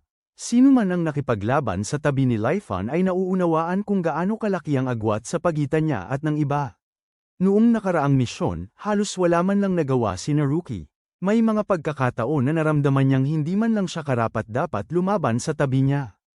Ang damdaming yun ang nagpasiklab ng matinding pagpupursigi sa kanyang sarili na itulak. Pasulong. Si Nina ay nasa iisang koponan kasama si Lai-fan. Ang presyon na kanyang pasan ay marahil mas matindi kaysa sa naramdaman ni Naruki. Sa ibaba, matindi ang pagsasanay ni Nina nang bigla siyang bumagsak at nawalan ng malay. Mabilis siyang dinala ng lahat sa doktor. Sobrang naubos lang ni Nina ang kanyang panloob na enerhiya, na dahilan ng kanyang pagkahimatay. Ilang acupuncture upang patatagin ang daloy ng enerhiya sa kanyang loob ang magiging solusyon. Nang umalis ang doktor, hindi na nito inabalang hilahin ang kumot pataas. Nang maiwang kita ang bahagi ng dibdib ni Nina, sina Laifan at Harley ay nakatingin ng may halong guilty na tuwa. Halos naglalaway. Nakita ni Feli ang eksena at nagbigay ng matinding hatol, tinawag silang isang pares ng mga baluktot ang isip, maalay, at walang pinag-aralan na mga hamak na hindi maitago ang kanilang tunay na pagkatao. Matapos hamupa ang panunukso, ipinaalam niya sa kanila na malapit nang makaharap ng Swilny City ang isang halimaw. Nais ni Los na umalis si Laifan sa gabing yun. Bago umalis, kinausap ni Laifan si Nina. Alam niyang uhaw ito sa lakas, at may mga bagay na tanging ang mga nakalapit sa kamatayan lamang ang tunay na makauunawa. Ang dahilan ng kanyang pagkahimatay ay hindi pa niya ganap na nakontrol ang kanyang panloob na enerhiya. Ito ay isang napakakomplikadong proseso. Kailangan niyang pinuhin ang kanyang mga galaw at bawasan ang pag-aksaya ng enerhiya upang sa aktwal na labanan, mailabas niya ang kanyang buong lakas. Sa huli, sinabi ni Laifan kay Nina na bagaman napakalakas niya kapag mag-isa siyang lumalaban, hindi niya kalakasan ang koordinasyon, kaya hiniling niya rito na manguna tuwing sila ay lalaban bilang isang pangkat. Pagkatapos ng kanilang may-sensinang pag-uusap ni Nina, umalis si Laifan upang patayin ang halimaw sa tulong ni Feli. Ang nilalang na kanyang kinakaharap ay nasa ganap na gulang, marahil nasa ika-4 o ika-5 antas, ngunit hindi ito nangangahulugang mahina ito. Mayroon itong kapangyarihang burahin ang kalahati ng Swilny City. Ang mas masama, nasa gitna ito ng pagpapalit-balat at magiging napakagutom sa sandaling itapon nito ang balat. Dahil naghihintay ito ng biktima, sa sandaling dumating si Laifan, lumabas ito ng biglaan mula sa balat nito at sinimulan ang pangangaso. Ang nilalang ay mukhang dragon, ngunit may mga pakpak na parang tutubi sa likod nito. Ang mga nilalang na ito ay talagang nakakalito. Sino sa mundo ang nagdisenyo ng ganito? Balik sa ospital, bumisita si Sharned kay Nina na masaya ang kalooban, pagkatapos ay bigla niyang itinutok ang sandata niya kay Harley. Sa loob ng ilang araw, naramdaman niya na may tinatago sina Feli at Harley. Pinaghihinalaan niya na ginagamit nila si Laifan para sa isang plano. Nang ikumpisal ni Harley ang lahat, agad silang umalis. Sa panig naman ni Laifan, mahigit isang araw na ang lumipas mula nang simulan niyang labanan ang halimaw na ito. Iniulat ni Feli na nagbago ng direksyon ang syudad at nakapaglakbay na ng malaking distansya. Maaari nang bumalik si Laifan, ngunit hindi niya yun magawa. Ang nilalang na ito ay nakakalipad. Madali nitong mahahabol ang syudad. Nagawa ni Laifan na tumalon sa likod ng halimaw at pinutol ang isa sa mga pakpak nito. Nagtagumpay siya, ngunit inihagis siya ng halimaw palayo habang ginagawa iyon. Pagkatapos, tumalon si Laifan sa likod nito ng maraming beses pa, sinusubukang magdulot ng pinakamaraming sugat hanggat maaari. Ngunit ang kanyang espada ay hindi na nakayanan ng tindi ng labanan. Ito ay nabali sa maraming bahagi, at dahil dito, itinulak siya ng halimaw ng patalikod sa pader na bato, dahilan upang siya ay bumagsak. Nang sisilakay na sana ito para tapusin ang laban, dumating sina Nina at Sharned sa di kalayuan. Nagpaputok si Sharned ng kanyang baril upang makuha ang atensyon ng halimaw. Muling lumukso si Laifan at ibinagsak ang kanyang talam sa ulo nito. Agad na lumapit si Nina upang saluhin si Laifan at ibalik siya, ngunit gusto niya ng isa pang hampas. Ang nauna niyang paglaslas ay nakalikha ng lamat sa ulo ng nilalang. Isa pang malakas na hampas sa ulo ang tatapos dito. Mula sa malayo, iniulat ni Feli na mayroong kanyan 20 kilometro ang layo na perpektong angkop para labanan ang halimaw na ito.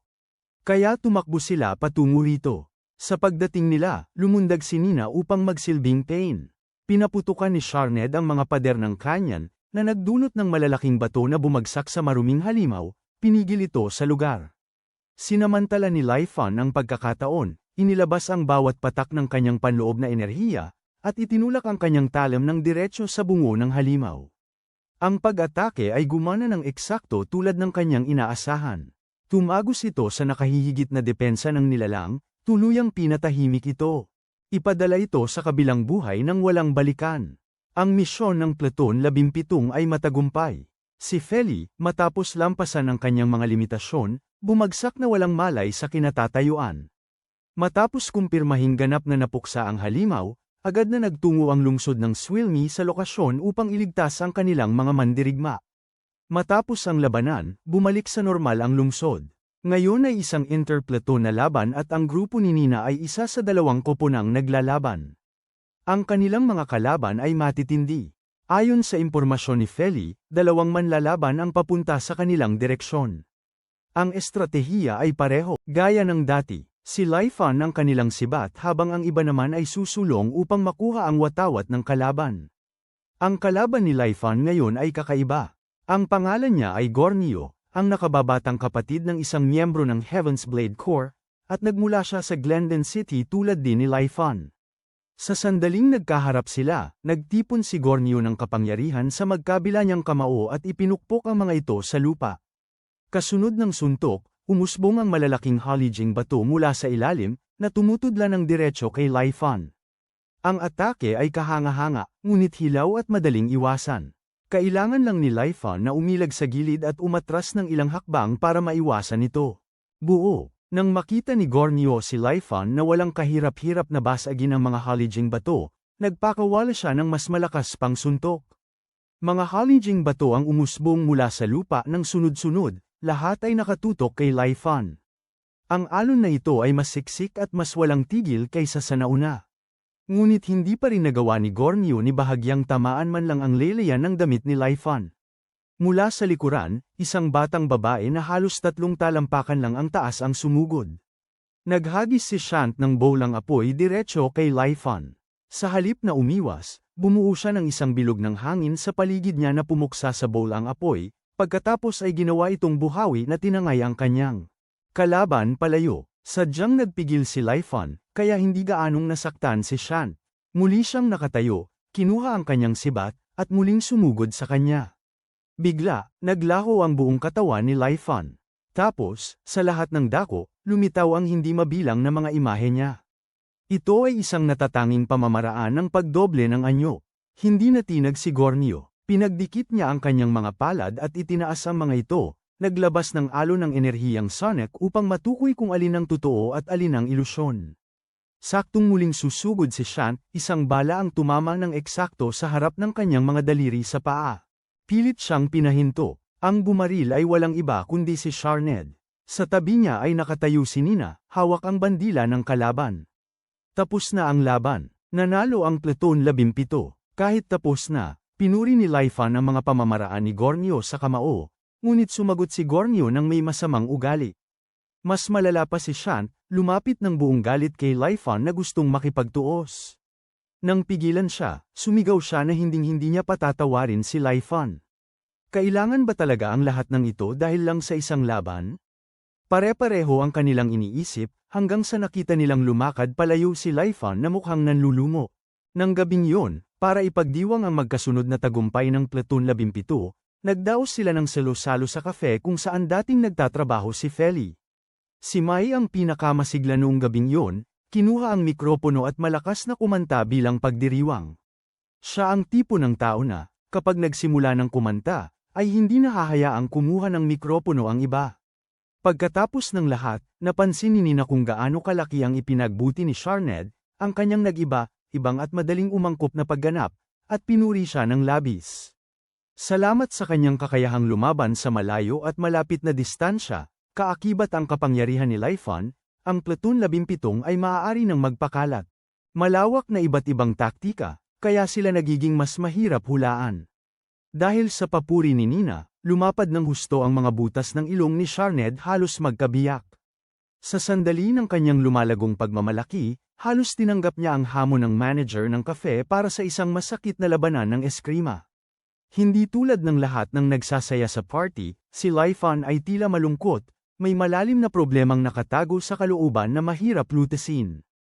Kinabukasan sa trabaho, nakita ni Laifan na maaga na namang dumating si Nina, na mukhang mas masaya at mas masigla kaysa karaniwan, at totoo yun. 2 taon na ang nakalipas. Matapos matalo sa kompetisyong intercity, nakaramdam si Nina ng matinding panghihinayang dahil hindi siya nakipag-ugnayan sa kanyang mga kasamahan sa koponan. Habang pinagmamasdan ang kabilang panig na sabay-sabay na nagdiriwang, ninais niya na balang araw ay maranasan din niya ang ganoon. Ngayon, pakiramdam ni Nina ay sa wakas ay malapit na siyang makamit ang layuning iyon, at labis siyang natuwa. Nang mga sandaling iyon, may dumating para ipaalam sa kanila na gustong makita ni Los ang kanilang dalawa. Nang makarating sila sa opisina ng Pangulo ng Konseho ng Mag-aaral, naroon na sina Gornio at Shant. Agad nag-alala si Nina na may isa pang halimaw na papalapit sa lungsod. Sa kabutihang palad, hindi iyon ang sitwasyon. Sa nalalapit na daraanan ni Swilny ay may nakalatag na isang nawasak na lungsod. Hindi matukoy ni Los kung ito ba ay mayaman sa yaman o kapahamakan, kaya nais niyang ipadala ang Platoon 17 at Platoon 5 upang magsiyasat. Ang dalawang koponan ay magkagalit na sa isa't isa, at ngayon kailangan nilang magtulungan. Nagpakita ng ngipin at pinabusog ni Shant ang kanyang pisngi nang makita niya si Feli. Hindi sumagot si Feli kundi itinuro lamang ang isang bagay sa malayo. Naive na sinundan ni Shant ang tingin nito at tinamaan sa ulo ng isang nahulog na bagay. Pagkatapos ay nagsuot si Feli ng safety helmet at umakto na parang wala siyang ideya kung ano ang nangyari. Agad silang umalis lahat. Sa buong paglalakbay, patuloy na nanggulo si Shant kay Laifan. Naintindihan ni Gornio na wala silang laban kung dalawa lang sila, kaya hindi na siya nag-abala. Pagkatapos, si Shant naman ay nanggulo kay Feli, subalit tinamaan lang siya ng bato sa ulo, kaya labis siyang nahiya para magpatuloy. Pagdating nila sa lungsod, pumasok sila sa isang butas sa pader. Gumagana pa rin ang sistema ng pagsasala ng hangin, kaya hindi problema ang paghinga. Mga walang lamang balat ng maruruming halimaw ang nakakalat kung saan-saan, isang malinaw na palatandaan na sinalakay at lubusang nasakop ang lungsod. Dito mismo nag-evolve ang mga nilalang. Gusto ni Nina na magtungo sa Central Plaza upang tingnan kung may nakaligtas. Noon din, nakita niya ang sagisag ng lungsod. Hindi makapaniwala si Nina. Ito ang mismong lungsod na tumalo kay Swolny sa nakaraang kompetisyon ng mga lungsod. Bakit nagkaganito? Nanalo sila, kaya't dapat mayroon silang saganang mapagkukunan, napakatalinong estratehiya sa pagpapaunlad, at malakas na sistema ng depensa. Paulit-ulit na nagtanong si Nina hanggang sa sinabi ni Laifan na wala na itong saysay. Wala sa mga iyon ang mahalaga laban sa maruruming halimaw. Lumakad si Nina patungo sa gusali kung saan nakadisplay ang watawat ng lungsod para makita ng mas malapitan at kumpirmahin kung nagkamali siya. Nakakalungkot, hindi siya nagkamali. Ngayon lamang, tunay na nauunawaan ni Nina ang bigat sa likod ng maiikli at direktang salita ni Laifan. Bigla siyang tinanong nito kung ano talaga ang kahulugan ng tagumpay. Para kay Laifan, ang tagumpay ay hindi isang bagay na ipinagdiriwang. Ito ay pagprotekta lang sa mga mahalaga at ang makaligtas. Wala nang iba. Sa mismong sandaling yon, isang malaking balat ng halimaw ang nahulog mula sa itaas. Sa kabutihang palad, hindi ito bumagsak sa kanila. Ngunit sa likod nito ay nakatayo sina Gornio at Shant. Hinarap ni Gornio si Laifan. Ito ang dahilan kung bakit niya sinira ang karangalan at dangal ng isang tagapagtaglay ng Heaven's Blade. Hindi niya kailanman patatawarin ang ginawa ni Laifan. Si Nina ay naging mausisa mula ang pinakaunang bahagi tungkol sa kung ano nga ba ang eksaktong ginawa ni Laifan noon upang lumala ng husto ang lahat. Bakit humantong sa ganito? Ang katotohanan ay mas malala pa kaysa sa kanyang inakala. Dahil sa ginawa ni Laifan, ang lahat ng sumunod at sumuporta sa kanya ay nagdusa ng matinding kahihinatnan. Ang pinakanakapanghihinayang na kaso ay si Lil Lan, ang tanging tao na naniniwala pa rin sa kanya. Hindi lang siya hindi na makabalik sa lugar na minamahal niya, kundi nasira rin ang reputasyon ng kanyang ama, at siya mismo ay naging puntirya dahil sa nakaraan. Kausap ng ama ni Lil Lan ang kanyang anak ng isang bugsunang. Humaplos ang hangin. Ang kanyang kamay, na nakarelax, ay biglang kumapit ng mahigpit sa kanyang espada habang siya ay tumayo. Matapos lumipas ang isang sandali na walang nangyari, hindi ito guni-guni. Mayroon talagang kung ano doon. Hindi ito tao, ngunit ang masidhing Hungarian pumatay na nanggagaling dito ay napakalinaw, kaya kahit hindi niya nakita ang anyo nito, ay malinaw niya itong naramdaman. Ilang araw lamang bago yun, dalawang miyembro ng koponan ng Talam ng Langit, sina Save Ares at Lintens, ang bumisita kay Lil Lan. Ipinaalam nila sa kanya na dahil sa nakaraang mga ginawa ni Laifan, siya ay naging puntirya. Kailangan nilang bantayan siya sa lahat ng mga oras para sa kanyang proteksyon. Sa kasalukuyan, kinuha ni Nina ang pagkakataon upang ilayo si Gornio at hilingin sa kanya na ipaliwanag ang lahat. Inamin niya na ang kanyang kamakailang pag-uugali ay maaaring nakasama sa Platoon 17. Ipinaliwanag ni Gornio na wala siyang sama ng loob kay Nina at wala siyang intensyon na gumawa ng gulo para sa kanyang koponan. Ang kanyang alitan ay purong personal, sa pagitan niya at ni Laifan. Si Laifan ay isa sa 12 pinakamakapangyarihang tagapaghawak ng Heaven's Blade ng Glendon. Sila ay binigyan ng mga titulo at ipinagkaloob sa kanila ang pinakamakapangyarihang mga banal na espada. Si Laifan ay kabilang sa mga pinarangalan nito, natatanging kakayahan, ngunit hindi niya ito pinahahalagahan. Siya ay lumahok sa iligal na laban para kumita ng pera. Nang matuklasan ito ng nakatataas ni Gornio, labis siyang sinaktan ni Laifan na nagdulot ng permanenteng kapansanan sa lalaki. Kaya naman hindi siya kailanman mapapatawad ni Gornio. Matapos malaman ang katotohanan, kinausap ni Nina si Laifan ng pribado. Hiningi niya ang paliwanag kung bakit niya yun ginawa. Para kay Laifan, walang masama sa ginawa niya lalo na't nakataya ang kanilang kaligtasan. Ang ampunan ay labis na nangangailangan ng pera. Kung wala ito, hindi sila makakaligtas. Wala nang ibang mag-aalaga sa mga bata sa loob ng ampunan. Sila, kailangan ni Laifan ng pera. Kung walang pera, hindi sila mabubuhay. Ang mga nakasanay sa maginhawang buhay ng kayamanan, na hindi kailanman nag-alala tungkol sa pagkain o damit, na hindi kailanman nagdala ng pasanin ng buhay ng ibang tao sa kanilang mga balikat, lahat ay tumingin kay Laifan na parang isang kriminal. Hindi niya inalintana yon, hanggat maprotektahan niya ang mahalaga sa kanya, wala nang iba pa ang may halaga. Ngunit napakalaki ng presyong binayaran ni Laifan. Habang sumusulat si Lilin ng liham para sa kanya, nasa malapit ang reyna, ngunit ang halimaw na iyon ay umabot pa rin sa kanyang pamilya. Natakot si Lilin sa simula, ngunit mabilis. Pinakalma ang sarili kasama si Alshula sa tabi niya. Nagmadali siyang bumaba at nasaksihan ang isang tagpong hindi may larawan. Sa dilim ay nakatayo ang isang halimaw na may ulo ng tao. Sa sandaling nakita nito si Lilin, patuloy nitong binubulong ang pangalan ni Laifan ng paulit-ulit. Sinabihan siya ng kanyang ama na tumakbo kaagad. Alam na alam niyang hindi niya kayang talunin ang nilalang na yon.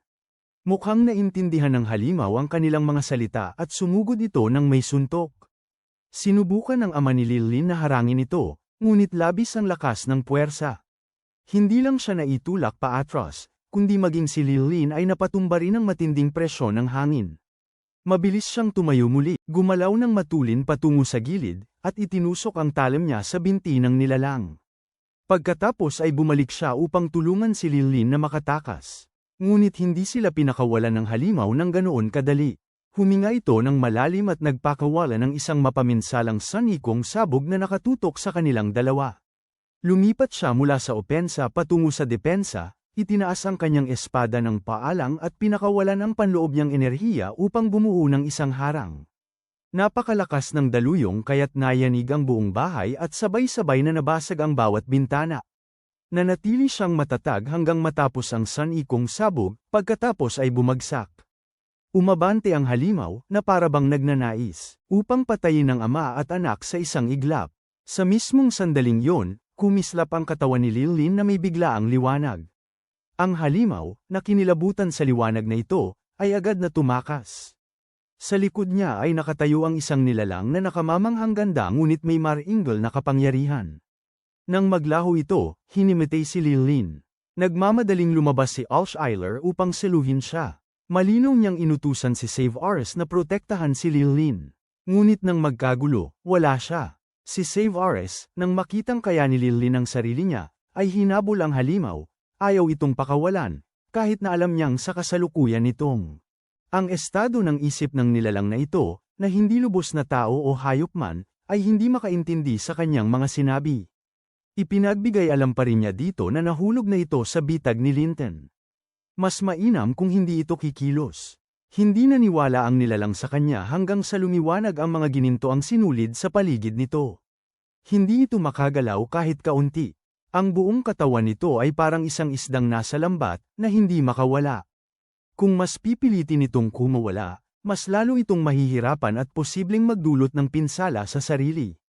Sa halip na patayin agad ang halimaw, nahati si Save Ares sa maraming imaheng anino at sinimulan ng isang matinding parusa. Habang ang nilalang ay pinahihirapan ng labis, biglang nagising si Gornio mula sa kanyang pagtulog. Napansin niya ang misteryosong mga taong nakamaskara. Sinubukan niya silang habulin, ngunit naglaho sila ng walang bakas. Pababa na sanang matulog muli si Gornio nang bigla siyang inatake ni Shant. Ang batang babae ay nagwawala na parang nabigla, at gaano man niya tawagin, hindi siya natauhan. Sa kabutihang palad, kahit sa kanyang walang malay na pagwawala, nanatili ang kanyang pagiging lampa. Tumalon si Shant, naibangga niya ang sarili niyang ulo sa kisame, at bumagsak na parang walang buhay. Sa panig ni Lifon, kinakausap niya si Feli, o sa mas tumpak na pananalita, nagsisilbing pinagtutuunan ng sama ng loob nito, nang lumapit si Nina. Hindi niya ito sinisi sa ginawa nito, ni hindi niya nagkunwaring nakauunawa. Nadama lang niya na hindi angkop si Lifon na manatili sa kanyang koponan. Ito ay isang nakakagulat na anunsyo sa pinakamalalang posibleng panahon. Kinabukasan, ipinadala nila ang kanilang natuklasan pabalik kay Swilny at sinimulang talakayin kung paano susuriin ang daan sa unahan. Batay sa pandama ni Feli, mayroong napakalaking posibilidad na may halimaw sa unahan. Iminungkahi ni Gornio na pumasok sila at imbestigahan. Sumang-ayon si Nina, ngunit ito ay lubhang mapanganib. Desisyon, paggalugad sa isang lugar na may di kilalang mapanganib na nilalang. Hindi talaga gustong gawin ito ni Lifon. Mahirap sabihin kung si Nina ay kumikilos batay sa paniniwala o hinahayaan niyang idikta ng kanyang emosyon ang kanyang pagpapasya sa pamamagitan ng panig kay Gornio at pagsasantabi sa pinakabihasang tao sa grupo. Gayunpaman, mas lumalim sila sa lungsod. Si Lifon ay hamabi ng mga sinulid ng panloob na enerhiya upang ibaba ang lahat. Tinanggihan ni Gornio at Shant ang kanyang tulong at bumaba sa magaspang na paraan. Nang makababa, umakyat si Shant sa balikat ni Gornio at tumingin pababa kay Feli. Mula sa anggulong yun, mas matangkad siya, kaya nagsimula siyang umasta. Mataas at mapagmataas. Si Feli, agad na nainis, sinabihan si Lifon na yumukod para makasampa siya sa balikat nito. Sa simula ay nagatubili siya dahil sa hindi komportableng implikasyon, pero ang pagtanggi ay nangangahulugang mapipilitan siyang dumanas ng paulit-ulit na paghihirap. Dahil sa kaayusang ito, marami pang natutunan si Feli tungkol kay Lifon. Ang sitwasyon sa pagitan niya at ni Nina ay nanatili pa ring hindi nagbabago. Ayaw pa rin itong kausapin siya ng normal, mas malamig pa kaysa sa isang estranghero. Hindi kinasuklaman o hinusgahan ni Feli si Lifon sa kanyang nagawa. Sa esensya, nakilahok siya sa mga lihim na labanan at naging sanhi ng pagkawala ng isa sa mga braso ni Gerhard. Iyon lang ang alam ng sinuman. Ang hindi nila alam ay may higit pa sa kwento. Si Gerhard ay isang ubod ng sama at matandang tampalasan na nabuhay ng mas matagal kaysa sa nararapat sa kanya. Sa paligsahan para sa titulong ika-12 espada ng langit, kapos siya sa tiwala sa sarili at kakayahan para talunin si Lifon. Sa halip na pagbutihin ang kanyang sarili, palihim siyang nang-alap ng ebidensya ng mga lihim na laban ni Lifon at ginamit ito bilang panggipit. Kung ayaw ni Lifon mawala ang reputasyong kanyang pinaghirapan, kailangan niyang magpatalo sa laban kinabukasan. Kung hindi, ibubunyag ni Gerhard ang lahat. Dahil sa kalamangan na ito, tiwala si Gerhard na hawak niya si Lifon, at nagsimula siyang mag-ilusyon ng sarili niyang kadakilaan, na tila nakalanghap ng 1 libra ng damo. Lumukso siya sa ere na sumisigaw na parang Super Saiyan. Sa kasamaang palad, ang buhok niya ay hindi tumayo o nagbago ng kulay. Sa halip, naputol agad ang kanyang braso. Dito na namagitan ang Reyna, batay sa prinsipyo na ang mga gumagamit ng sining militar at ng kapangyarihang psychic ay hindi dapat kailanman maging banta sa ibang tao. Si Lifon ay pinatalsik mula sa Heaven's Blade Core at inatas ang lumayo upang magsimula ng bagong buhay sa ibang lugar. Pinaniniwalaan ni Gornio ang kanyang nakatataas. Ay marangal at kinamuhian si Lifon dahil dito. Ngunit ang katotohanan ay nagpatunay ng kabaligtaran.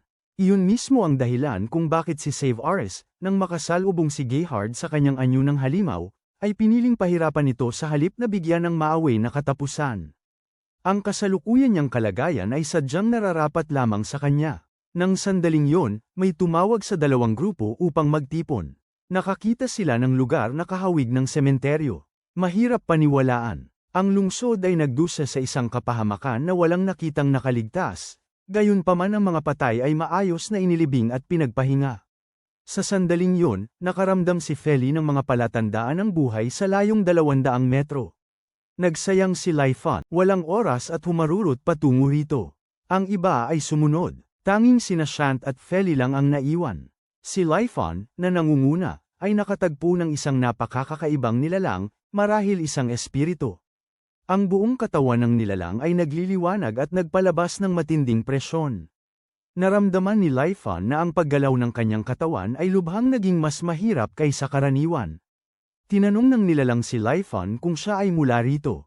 Matagal na itong naghihintay na makahanap ng bagong Panginoon, isang taong kayang gamitin ito bilang isang makapangyarihang apoy upang linisin ang karumihan mula sa maruming mundong ito.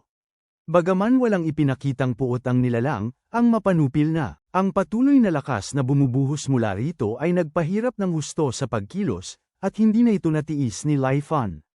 Kaya nagsimula siyang kumilos, handang sumugod at umatake. Hindi naniwala ang nilalang na kayang putulin ito ni Laifan hanggang sa nag-iwan siya ng marka ng espada sa ulo nito. Nagbigay ito ng papuri, saka umalis. Bumalik sa dilim ang espasyo. Dumating sina Nina at ang dalawa pang kasama sa tamang oras at nakita ang maputlang mukha ni Laifan, na agad nag-alala sa kanila. Bago pa siya makapagpaliwanag, umalingaw-ngaw ang sigaw ni Feli sa buong lugar.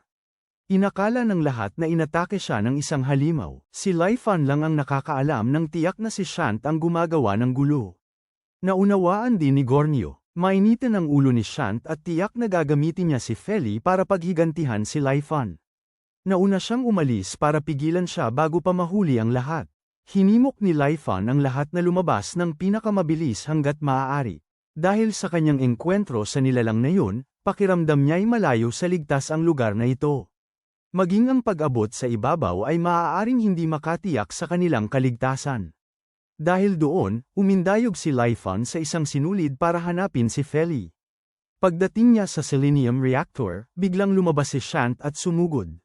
Sinugod niya ito gamit ang kanyang sibat na tila ba sadyang balak siyang saktan ng matindi. Lubos na walang pakialam sa mga kahihinatnan. Maraming beses na siyang binalaan ni Laifan, ngunit tumanggi siyang makinig. Kahit na inagaw niya ang sandata nito at nabutas ang tangke ng gasolina, hindi pa rin tumigil si Shant. Hindi siya tumigil hanggang sa siya mismo ang nagbangga ng kanyang ulo sa dingding kaya tuluyan na siyang tumigil. Dumating si Gornyo sa mismong sandaling yon. Pinalabas na niya si Feli. Ayaw na ayaw niyang gawin ni Shant ang lahat ng ito. Oo, kinamumuhian niya talaga si Laifan, ngunit labis na ang paghihiganti o ang pagpatay dito. Ang tanging gusto lang ni Gornyo ay makilala ni Laifan ang kanyang mga pagkakamali. At mamuhay ng may pagsisisi sa nalalabi niyang buhay. Habang sinubukan ni Gornyo ipaliwanag ito kay Shant, biglang umalsa at sumabog ang tangke ng gasolina. Hindi nakarik si Shant sa oras. Sa kabutihang palad, sa huling segundo, pinakawalan ni Laifan ang kanyang panloob na enerhiya bilang isang sonic blast na itinulak ang gasolina palayo sa silid. Kung wala yon, tuluyang masisira ang buong lugar, lalong-lalo na't walang makakaligtas. Matapos ilihis ang pagsabog, binunot ni Laifan ang kanyang espada na tila susugod. Si Gornyo, sa pag-aakalang balak hitlin ni Laifan ang buhay, ay nakiusap na siya na lang ang mamatay kung kinakailangan, ngunit iligtas sana si Shant. Sa oras na muli siyang tumingin, nakakabit na si Laifan ng tali sa labas at inilalabas silang dalawa. Si Laifan, tulad ni Gornyo, ay wala talagang pagnanais na pumatay ng kahit sino. Gaano man kalalim ang puot na kinikimkim ni Gornyo o kung ano man ang nais niyang gawin, patuloy na mamumuhay si Laifan sa buhay na kanyang pinili. Sa kalagitnaan ng pag-akyat, nadulas si Shant mula sa pagkakahawak ni Gornyo at nahulog. Sa kabutihang palad, nakabalik si Nina sa tamang oras para seluhin siya. Pagkatapos, ginamit ni Laifan ang kanyang ginintoang mga sinulid para hilahin silang lahat paakyat. Nang makitang isinugol ni Nina ang ganoong panganib, ipinapaalala niya rito na maging mas maingat. Sa kabila ng malinaw na pag-aalala niya kay Laifan, matigas ang ulo niyang. Iginiit niyang hinding-hindi siya mag-aalala sa isang tulad niya. Wala nang nagawa si Laifan kundi ang sumagot na naiintindihan niya. At ganoon na nga, naging matagumpay ang kanilang misyon na tuklasin ang inabandonang lungsod. Ilang araw pagkaraan, natagpuan ni Feli ang sarili na nakatayo sa gitna ng swimming pool sa isang resort, nang walang ideya kung bakit siya naroon. Sa tabi niya ay si Los, nagtatamad na parang isang taong may karamdaman, na sinusubuan ng mga staff, na bawat isa ay kaaya-aya tingnan. Tiningnan ni Feli ang kapatid na may pagkasuklam at tinanong kung bakit siya naroon. Lumabas na, ilang araw bago yun sa isang estudyante. Sa pulong ng konseho, biglang bumagsak si Los. Inakala ng lahat na tapos na siya, ngunit sinabi ng doktor na labis lang siyang napagod kaya nawala ng malay. Ilang araw na pahinga ang magpapagaling sa kanya agad. Tinanong ni Feli kung bakit siya isinama kung siya naman ang magpapahinga. Casual na sumagot si Los na dahil magkapatid sila at walang magawa dahil bakasyon ang eskwelahan, ay pwede na silang magkasama para sa makabuluhang oras. Alam ni Feli na puro kalokohan lang ang kapatid niya, makabuluhang oras kuno. Sinipa niya ito at tumayo roon na nakatingin ng matalim sa pool na may nakasimangot na mukha. Nang mga oras na yon, sa diving pool, may tumalon mula sa plataporma. Walang kapintasan ang kanyang paglangoy. Walang iba kundi si Nina. Dumating din ang grupo ng mga lalaki ni Laifan ng sabay.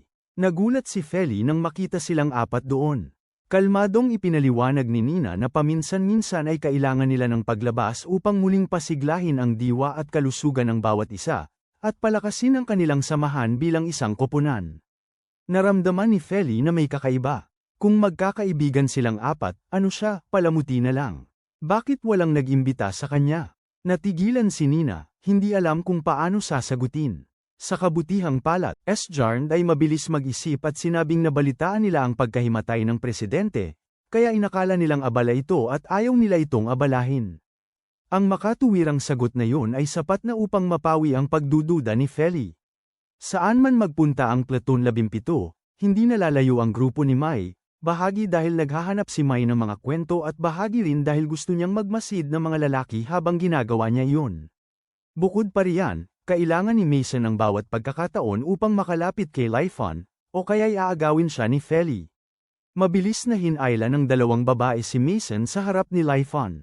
Ngayon suot niya ang isang napakagandang swimsuit, ngunit ang kanyang pagkamahiyain at kahihiyan ang pumihil sa kanya na maipakita ang kanyang kaakit-akit na pigira ng buo. Gayunpaman, tiyak na ang mahiyain niyang ugali ang naging dahilan kung bakit madali nilang nakumbinsi si Laifan na hindi siya marunong lumangoy. Naniwala siya nang walang pag-aalinlangan at agad siyang sinimulang turuan. Sa panig ni Nina, nang malaman niyang hindi marunong lumangoy si Feli, sinubukan niya itong hikayatin na matuto. Mas mabuting marunong lumangoy kaysa hindi. Pagkatapos ay nahihirapan siyang makaisip ng isang tunay na nakakumbinsing dahilan nang makita ni Feli si Laifan na tinuturuan si Mason. Agad siyang pumayag. Sa simula, maayos ang lahat. Sinusunod ang mga tagubili ni Nina, nagawa ni Feli na manatiling nakalutang.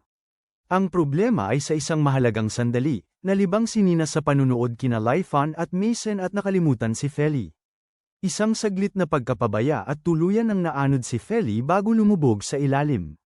Pagkatapos ng klase sa paglangoy, nagtipon ang lahat upang kumain ng magkasama. Naiinggit si Feli kay Mason ngunit hindi niya ito sasabihin ng direkta. Sa halip, tinanong lang niya kung marunong na bang lumangoy si Mason. Nang ang sagot ay hindi, tinamaan ni Feli ang binti ni Laifan. Nang husto kaya halos hindi na siya makatayo. Sa kanyang lubos na pagkalito at pagtataka, hindi niya talaga maintindihan kung bakit siya inatake. Pagkatapos ng hapunan, pumunta ang mga lalaki upang gawin ang kanilang mga pribadong ehersisyo. Habang dinala ni Nina si Feli sa hot springs, ang mainit na tubig ang pinakamabisang gamit sa pagpapahinga. Sa tuwing pagod si Nina at may libreng oras, pumupunta siya rito para mawala ang pagod. Sinabi ni Feli na hindi nakapagtataka na si Nina ay laging umaapaw sa enerhiya. Pagkatapos maligo, si Feli ay lubusang napagod tulad ng teleponong naubusan ng baterya at nakatulog. Sa kanyang pagkakaanto, narinig niya ang mga boses ni Nina, Sharned, Harley, at ang kapatid niya na nanggagaling sa katabing silid. Kinabukasan, naalala pa rin ni Feli ang pagkarinig niya sa kanila. Inakala niyang panaginip lang yon. Paano kaya magkakasama at nag-uusap ang lahat sa ganoong oras? Nang sumunod na umaga, nang mag-alok si Nina na ipagpatuloy ang pagtuturo kay Feli kung paano lumangoy, tumanggi si Feli. Nagpanik si Nina at muntik nang masambat ang isang bagay na hindi niya dapat sinabi. Sa kabutihang palad, tinakpan ni Harley ang bibig niya sa tamang oras. Maayos na iminungkahi ni Sharned na si Laifan na lang ang maging instruktor para sa isang bagong diskarte. Nakuha ni Feli ang eksakto niyang gusto at labis na tuwang-tuwa sa loob-loob niya. Kahit kailangan niyang paglabanan ng buong lakas upang hindi ito ipahalata, sa patnubay ni Laifan, nag-aral si Feli ng buong seryoso at dedikasyon. Sa kasamaang palad para kay Mason, huli siyang dumating at nakatayo lang at nanunood sa taong gusto niya na nagtuturo sa iba. Pagkaraan ng ilang sandali, nang tila mahusay nang lumalangoy si Feli, sinubukan ni Laifan na bitawan siya, ngunit matindi ang reaksyon niya, iginiit na hindi niya magagawa yun dahil lulubog siya. Hindi niya talaga maintindihan ang ipinahihiwatig. Namula ang kanyang mukha at hindi pa rin niya naintindihan.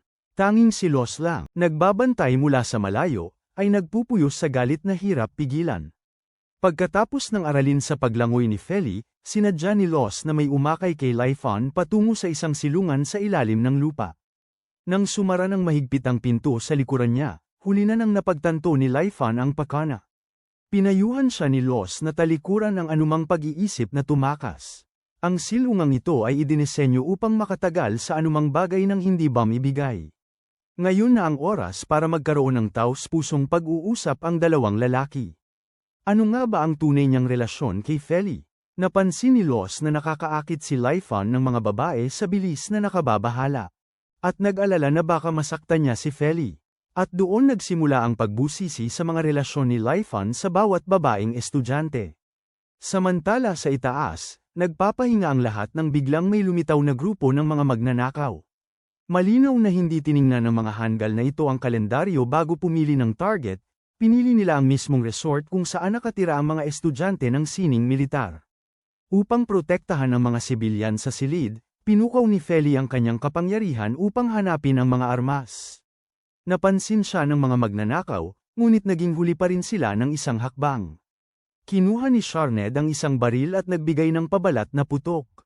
Sa ganoong paraan, natugunan ang mga magnanakaw sa isang kisap mata. Lahat ay namangha sa tunay na lakas ng kakayahan ni Feli.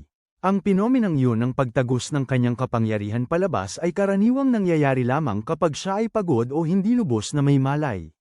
Tungkol doon, naalala ni Feli na narinig niyang nag-uusap ang lahat ng nakaraang gabi. Kaya totoo pala ang lahat, hindi isang panaginip. Alam ni na Harley at Nina na hindi na nila ito may tatago at ibinunto ng lahat ng sisi kay Los, na sinasabing sinunod lamang nila ang kanyang mga kaayusan. Walang natanggap na anumang kapakinabangang nakikita si Sharned mula sa balangkas na yun. Naroon lamang siya upang humanga, ang mga babae, kaya't hindi siya nakaramdam ng pangangailangan na humingi ng tawad. Sa lahat, si Laifan lang ang hindi sinabihan dahil napakasama niyang sinungaling kaya't hindi nila siya maaaring isali. Sa pagkakabanggit kay Laifan, napansin ni Feli na wala siya kahit saan. Nang malaman niya na si Los ay pinahihirapan siya sa silong, sumiklab si Feli. Ang pagkakadaya sa kanya upang pumunta rito ay nagpagalit na sa kanya. Ngayon, si Laifan ay labis ng pinapahirapan ng kanyang kapatid. Wala nang dahilan para patawarin si Los. Nakakuha siya ng malakas na sipa mula kay Feli na nagdulot ng matinding pinsala bago pa man niya namalayan kung ano ang tumama sa kanya. Pagkaraan ng ilang araw ng pagpapahinga at pagganap sa papel ng mga walang bayad na tagaganap sa Circo, bumalik ang lahat sa kanilang nakakapagod na pang-araw-araw na pamumuhay. Si Los ay may kaligtasan ng buong lungsod sa kanyang balikat. Ang grupo ni Nina ay nagsanay ng walang tigil tulad ng dati. Dahil nalalapit ang paligsahan ng mga lungsod, nais nilang lalong magpursige. Upang mapalakas ang moral, nagpanukala si Nina ng isang pastahan, kung sino ang makakuha ng pinakamababang punto sa pagsasanay ngayon ay siyang magbabayad para sa hapunan. Siya ang masiglang nagmungkahi nito, at pagkatapos ay siya rin ang kinailangang lumakad patungo sa hapagkainan na mukhang labis na nalulumbay. Hindi na kailangan pang sabihin kung sino natalo sa pastahan. Inalok ni Laifan na hatiin ang gasto sa kanya, pero sinabi ni Sharned na huwag na lang. Kung naglaro ka, tanggapin mo ang bunga. Walang saysay ang pagrereklamo. Habang masayang nagkukwentuhan ang lahat, dumating ang isang lalaking maraming butas sa balat. Isang taong malinaw na mukhang gulo kaysa sa isang normal na tao. Ito si Dindi, kapitan ng Platoon 10, ang pangkat na pangkabataan na dati ring kinabibilangan ni Sharned. Ang kanyang ugali kay Sharned ay masungit at mapanlaban, na nagpapakita ng kanyang matinding galit ng napakahalata.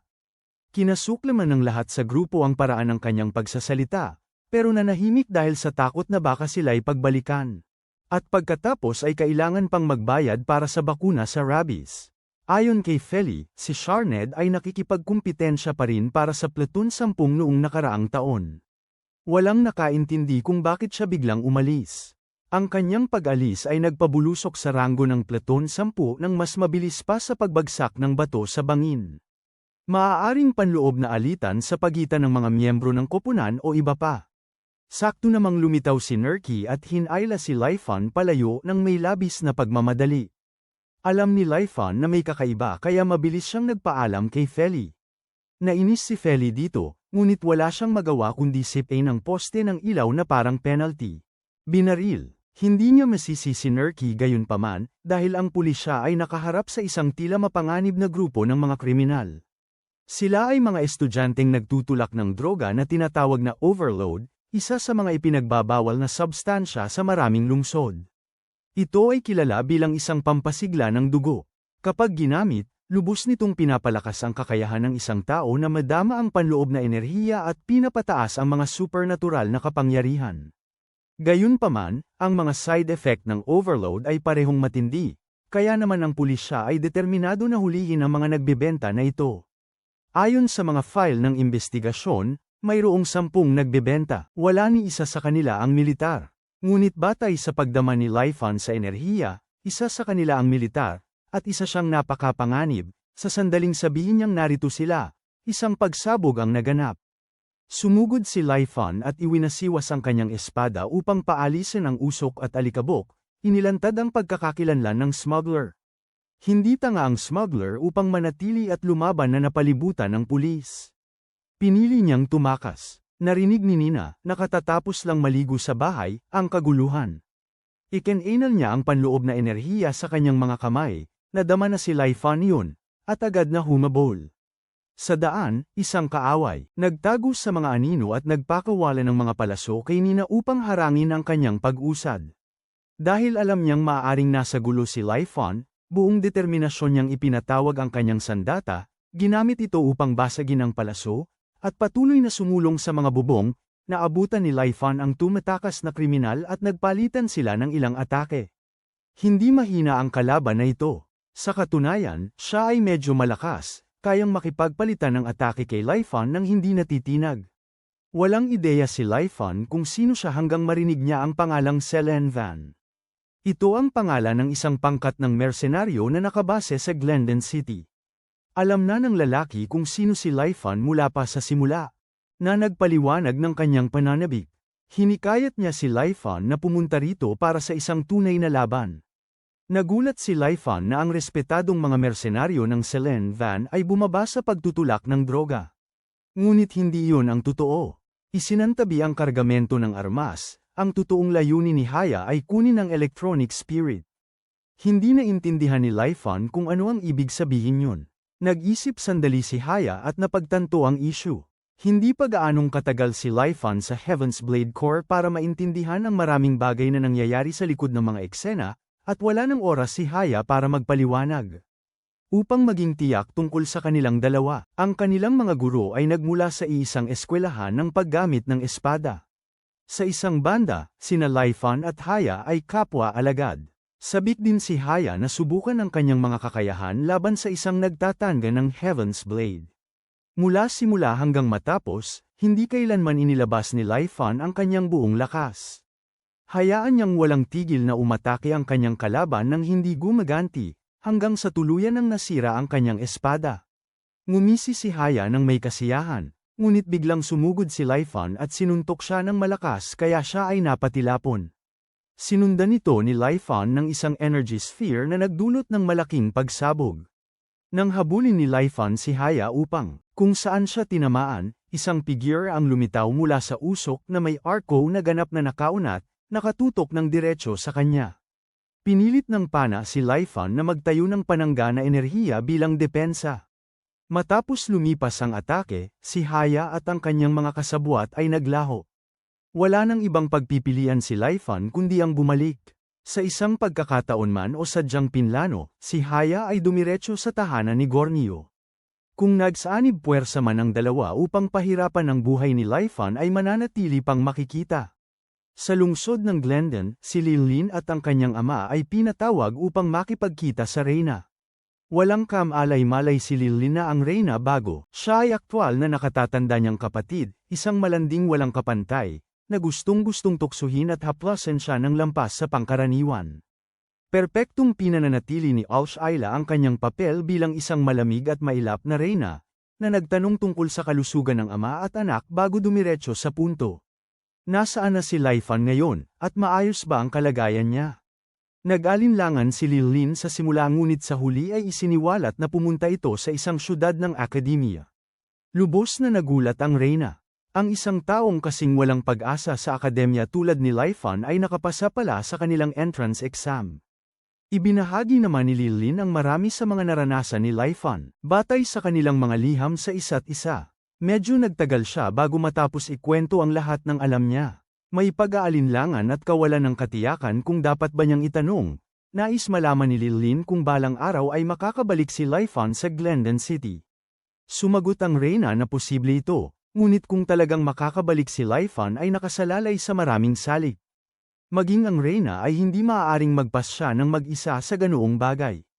Gayunpaman, sapat na yun para mapasaya si Lilin. Hanggat may pagkakataon, may pag-asa. Balik sa lungsod ng Swalney, kinabukasan ay dinala ni Laifan ang kanyang espada kay Harley para pagkukumpuni. Anuman ang nakasira sa talam na ito ay hindi pangkaraniwang puwersa. Sa halip na ayusin ito, nagpasya si Harley na gumawa ng bago para makatipid ng oras. Pansamantala, gusto niyang gamitin ni Laifan ang katanang ito. Nagulat si Laifan na katana ang inihanda ni Harley sa halip na isang makapal na talam ng espada.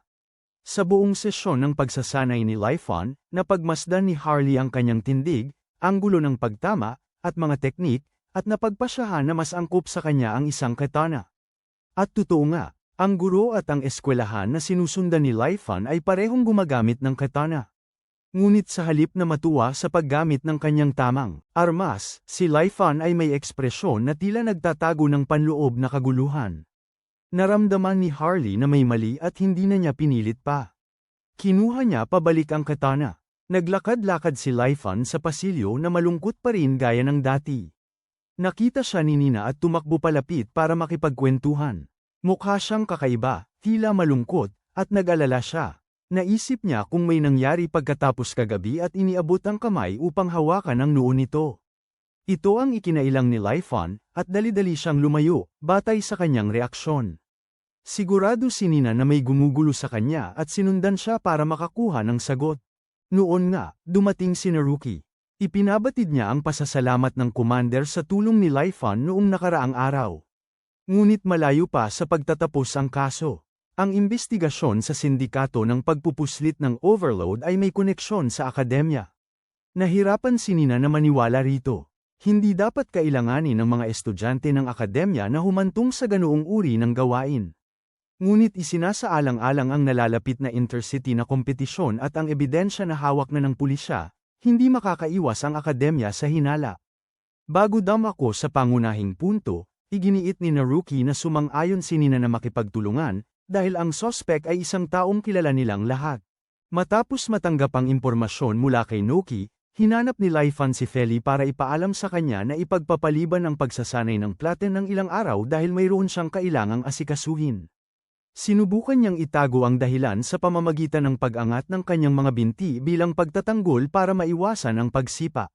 Sa kabutihang palad, nang makuha ni Feli ang impormasyon, hindi niya ito sinipa gaya ng karaniwan kundi lumakad upang ilabas ang kanyang pagkadismaya sa isang poste ng ilaw. Sa mismong sandaling yon, nasalubong niya si Haya at pagkatapos ay lumitaw din si Los. Kung ang paghango ng elektron-ikong espiritu o ang labis na pagpupuslit ay konektado kay Los ay nanatiling hindi malinaw. Balik, kasama si Laifan, sinusundan niya ang Platon 10 at ang kanilang kapitan na si Dindi, ang pangunahing sospek. Pakiramdam ni Laifan, ang mga kilos ni Din ay may notibasyon ng pagnanais na protektahan ang lungsod. Kung iyon nga ang totoo, ang mga akusasyon ay maaaring hindi gaanong malala at marahil ay mabawasan. Hindi sumang-ayon si Nina. Ito ay may kinalaman sa buong lungsod. Hindi dapat ang isang tao ang umako ng lahat ng mag-isa. Sa panlabas, ang ganoong mga kilos ay tila marangal o bayani, ngunit sa kaibuturan, sila ay makasarili. Poprotektahan ni Nina ang lungsod at ang kanyang sarili. Hinding-hindi niya ipagpaparaya ang sarili ng padalos-dalos, ni hindi niya hahayaan ang sinuman na gawin din ang pareho. Ang pulisya, gusto niya silang subaybayan lang si Dean at pigilan siyang makatakas ngunit si Nina, nang makita siyang lumakad sa isang liblib na lugar, ay lumabas at direkta siyang hinarap tungkol sa overload. Hinikayat niya si Dean na itigil ang paggamit nito. Natagpuan na ng pulisya ang mga depekto sa kanyang operasyon at naghihintay na lamang ng matibay na ebidensya bago sila kumilos. Walang pag-aalinlangan na tumanggi si Dean. Kung wala ang overload, ano ang mangyayari sa syudad na ito?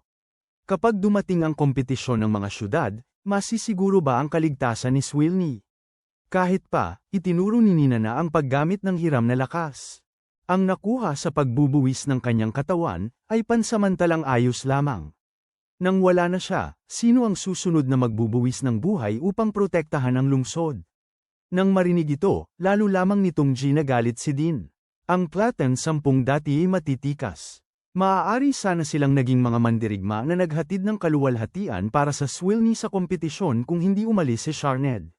Sinisini din si Nina sa pag-akit sa kanya palayo. Kung wala ang kanyang panghihimasok, ang kanilang pangarap na protektahan ang lungsod ay naging katotohanan. Dahil doon, lumayo si Dean, iniwan si Nina, na nabigo siyang kumbinsihin siya.